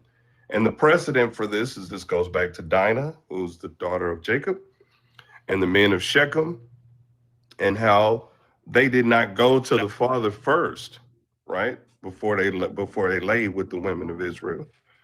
They went to the women. And Jacob even gave them a way to remedy that. And guess what Shechem says? Whatever the cost is, we will pay the dowry. We'll do it because we want to be honorable. And we'll even enter into covenant with you, men of Jacob. You don't know Torah. You never read it, so you wouldn't know it. You can't follow it. All right, have a good day, man. Texas would have destroyed him. Texas would have absolutely destroyed him. But Naz, can you hear me? Yeah, or I are can you hear you, breaking out again? I can hear you. All right, thanks for having me up, but I have to go. I think I'm going to go do my mock debate now. God bless you, sister. Shalom. Shalom, Love you guys. Shalom. God Bye. bless. Yeah, I'm starting to nothing could be done recognize against the truth, man. I mean, go ahead and say it. No, go ahead, Texas. Go ahead. Go ahead. No, I'm just saying it's really beautiful to have a faith that's rooted in truth. That's it. That is honorable, that is respectable. You don't have to go into these obscure type of defenses. You can go into the language. You can go into the context. You can grant the cultural inference, and it'll be pure. Rather than to have to talk about women's cycles and all of this different stuff, man, this is craziness. And if you cannot just openly just admit that after we have explained this, read this, listen to the scholars' definitions of it, the people who are still in the faith and how they understand it, that is disturbing, like at least reach the point where you say, this is a crisis of faith for me. Because I would have that type of crisis of faith if that's what I was faced with in our biblical text. But what it continues to do is convict us of our transgression. It doesn't continue to make excuses for improprieties and transgressions. It does the exact opposite. And what I wanted to share at the end of that was, because we have been given a ministry of reconciliation, we're always letting you know, even after you have an open rebuke, even after you have shame and correction, his hand is still outstretched. He hasn't completely abandoned you simply because you left him. Come back, repent, and do that which is lawful, and watch the power of our Messiah. That's it. I want to play. Well, let's see what Real Account wants. I'm going to play this video to end it. Real Account, what you got for me, boss man? Wait, what? What you got for me, boy? What's up? What's up? Why'd you request? Now, I don't know. See, All right. Let's play this. This is the same guy I decided to play, right? This is Muhammad Hijab. A lot of you guys know a young man by the name of Sneeko. All right. So I want you to listen to this. This is kind of before Sneeko got too deep into Islam and he still actually has a conscience. Now he kind of has lost his conscience. But I want y'all to listen to this conversation a bit here.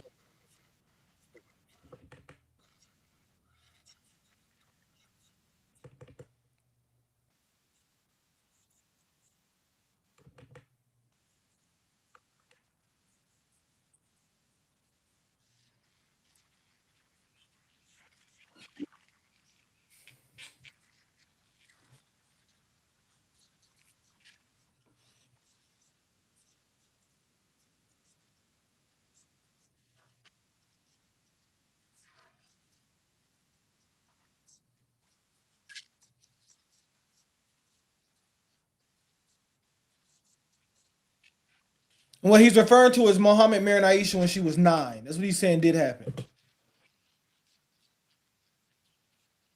No, we don't think there's any problem with it at all.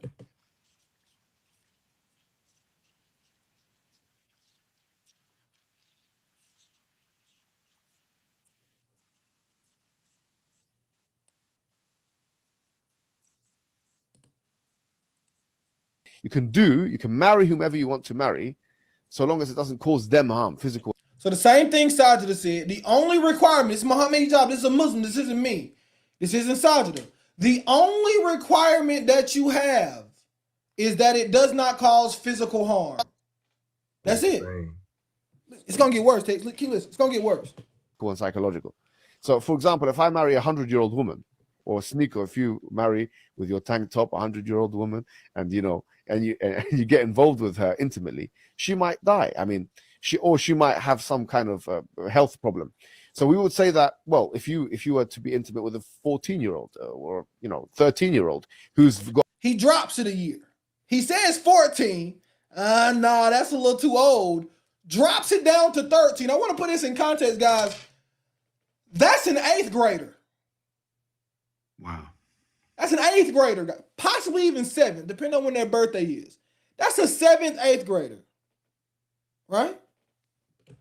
got huge hips and huge breasts and huge body. I mean, quite frankly, we would say it's not going to have the same effect medically. I mean, no one can make the argument. But in these countries where we live in now, one is legal and one is illegal.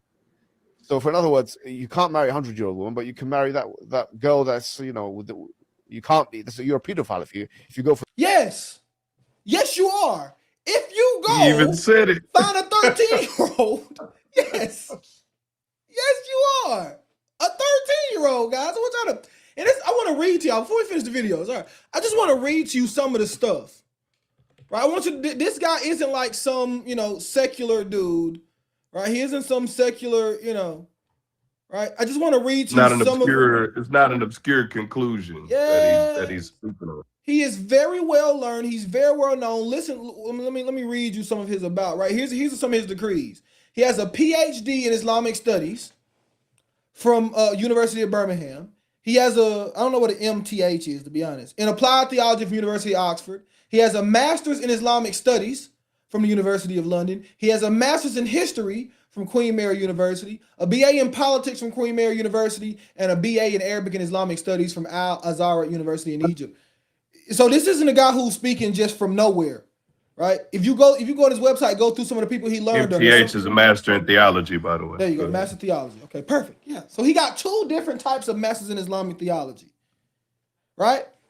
Then you can go through and see all the different scholars who he's worked with. I mean, he lists 10 of the most well-known scholars in the world that he learned under, right? And then he goes through and lists 25 different books that he's written, including Bukhari and Tirmidhi and Muslim, right? And this is where he gets his knowledge from. He isn't getting this out of nowhere. He's a learned man. He's a Muslim of Muslims. This is what he believes. For the girl that's got the hips. And once again, pedophilia is very relative. Did y'all hear that? I'm gonna play this again, just in case y'all missed it. Wow. See if y'all missed it. Because if you go for the girl that's got the hips, and once again, pedophilia is very relative. You're a pedophile if you go for the girl that's got the hips. And once again, pedophilia is very relative, because if you go to it's crazy work, man. It's relative. It's relative. Wow. It's relative. What? Bro. Yeah, man. And I tell you what, Tex.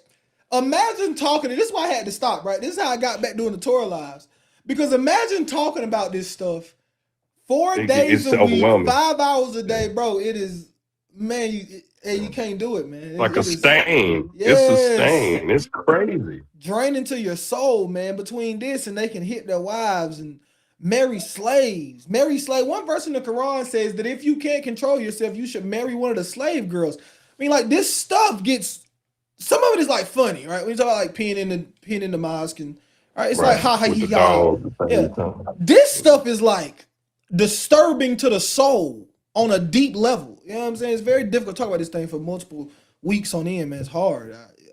I commend the people who. What was the one the dude said? He said the prostitute who fed the dog is gonna get in the kingdom before like a prophet or something like that. What was that they were saying? I can find because she fed a dog.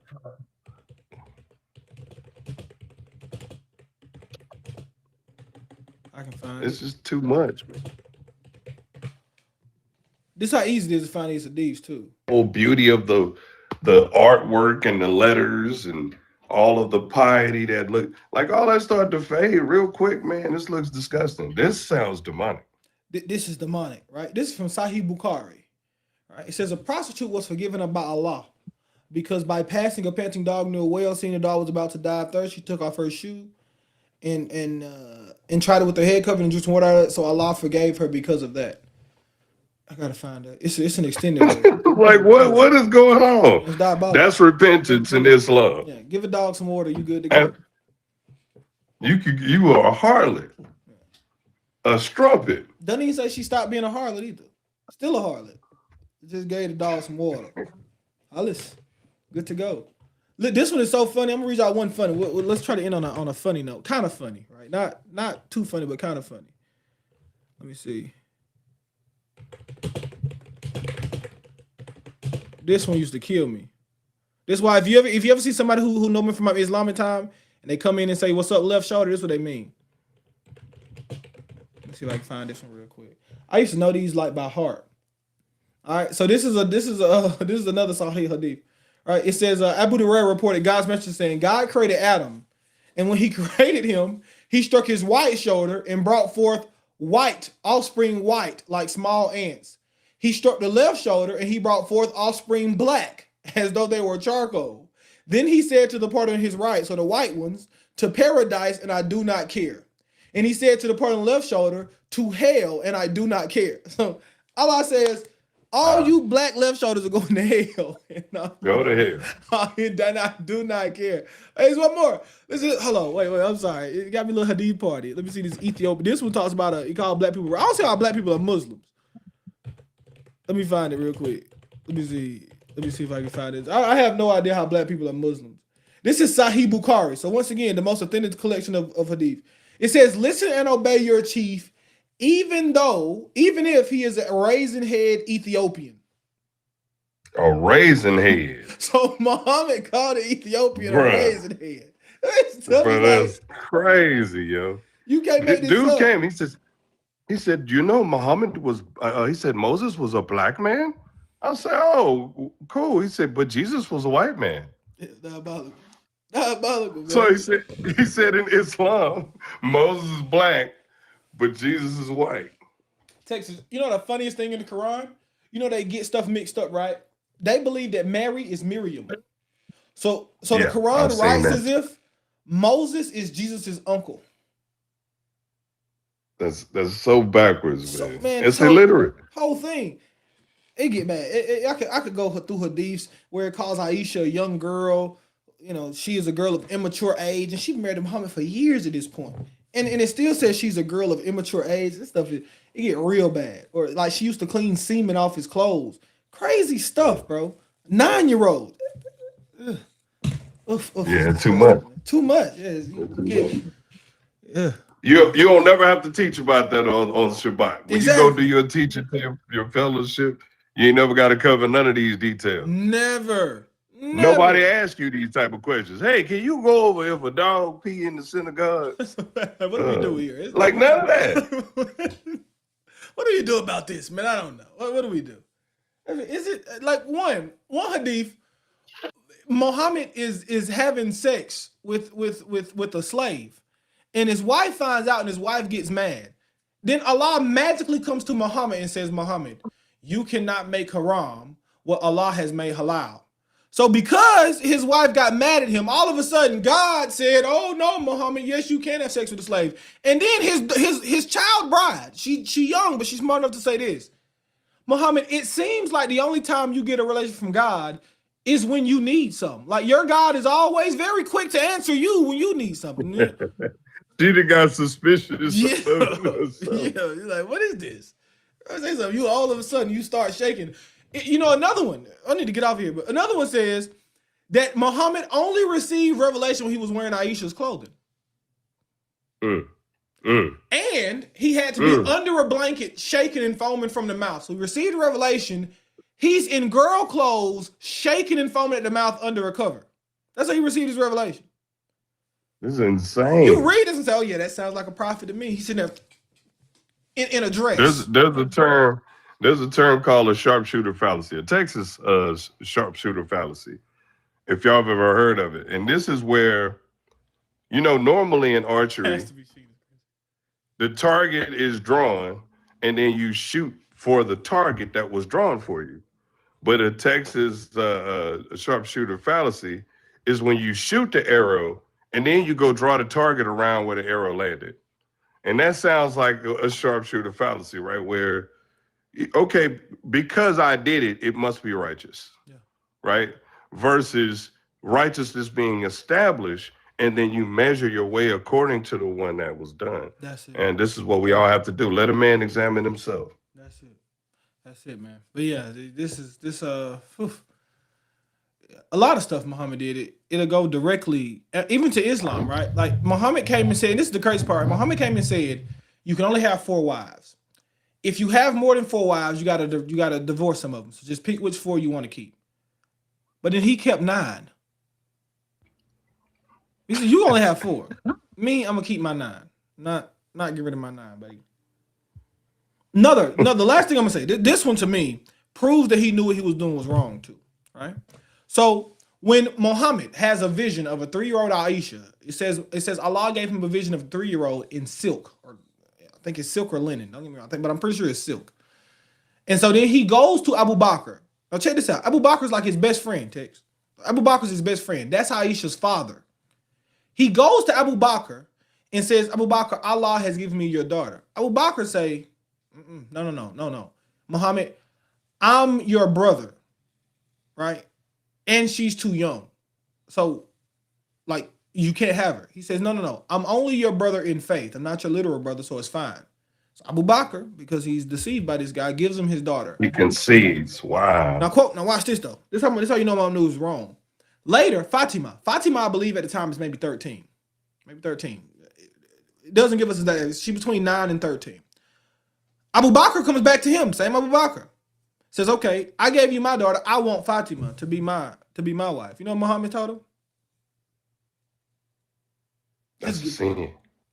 She's too young. So she was older than when Muhammad went to marry Aisha, but younger than when Muhammad older. She's older than when Muhammad consummated with Aisha, but he says, no, Fatima's too young for you. Even though Aisha and Abu Bakr, I bet he's thinking, wait a minute, my guy, you took my 6-year-old and you consummated with her when she was 9. Another hadith, like it literally says that when Muhammad came, when Aisha knew she had to go with Muhammad, her hair started falling out. And she wasn't eating, getting skinny, so her mother had to feed her dates to fatten her up. And then it literally says she was swinging on a swing set when Muhammad came to get her from her house, and she fainted. Giving you visuals of how disgusting it is. Yes. This is crazy. And even like you said, then you have to divorce. Then you have to, the fact that you have to divorce them to get another, that's exactly against the Bible. Yes. The Bible says you can't, if you take a second wife, you can't even diminish from the first one. Yes. And then Yeshua said you can't put her away just because you want another one. That's Matthew 19. Exactly, man. It says right, it gets worse. They don't agree. It says she was playing with dolls. And the hadith, the hadith specifically says the playing with dolls in other images is forbidden, but it was allowed for Aisha at this time because she was a young girl. She had not yet reached. Because she was young. Yes. And it says she was still playing with these dolls. Muhammad would come, because they all had their own house. Muhammad would come to her house to do with her. She was playing with dolls with her friends. And it says her friends used to run and hide when Muhammad came to her house. Like, it's disgusting. It's sad. It's like a tragic faith. Yes. Tragic religion. It's like Epstein before Sick. Epstein, man. It's crazy. Super Epstein. What's crazy? Shalom, everybody, by the way. So what's crazy is in the hadith, it basically says that a woman is not like a full mind, right? It takes like 2 women at least to equal the one testimony of a man, right? That's in the Quran. So, right. So Muhammad said that he was strangled by a demon in that cave. And it was Aisha, who was not of sound mind, or of complete mind, because she was a woman, who convinced It was him that it Khadijah, was not not a Aisha. demon, but It's Khadijah. He Yeah, wasn't married to right. Aisha yet. It was Khadijah, his first wife. Okay, Khadijah, my fault. You good? Thank You you. good? Just don't want But to start tripping. but the point being, a woman who wasn't even there is the testimony upon which the foundation of the faith was built. It's likely most of what he knows he was taught by Khadijah. That is the likely true history. Because Khadijah was like a Gnostic Christian. Her family was like Gnostic Christians. Right. No, So you're she right. had a lot more. She had a lot more knowledge of Bible than Muhammad would have.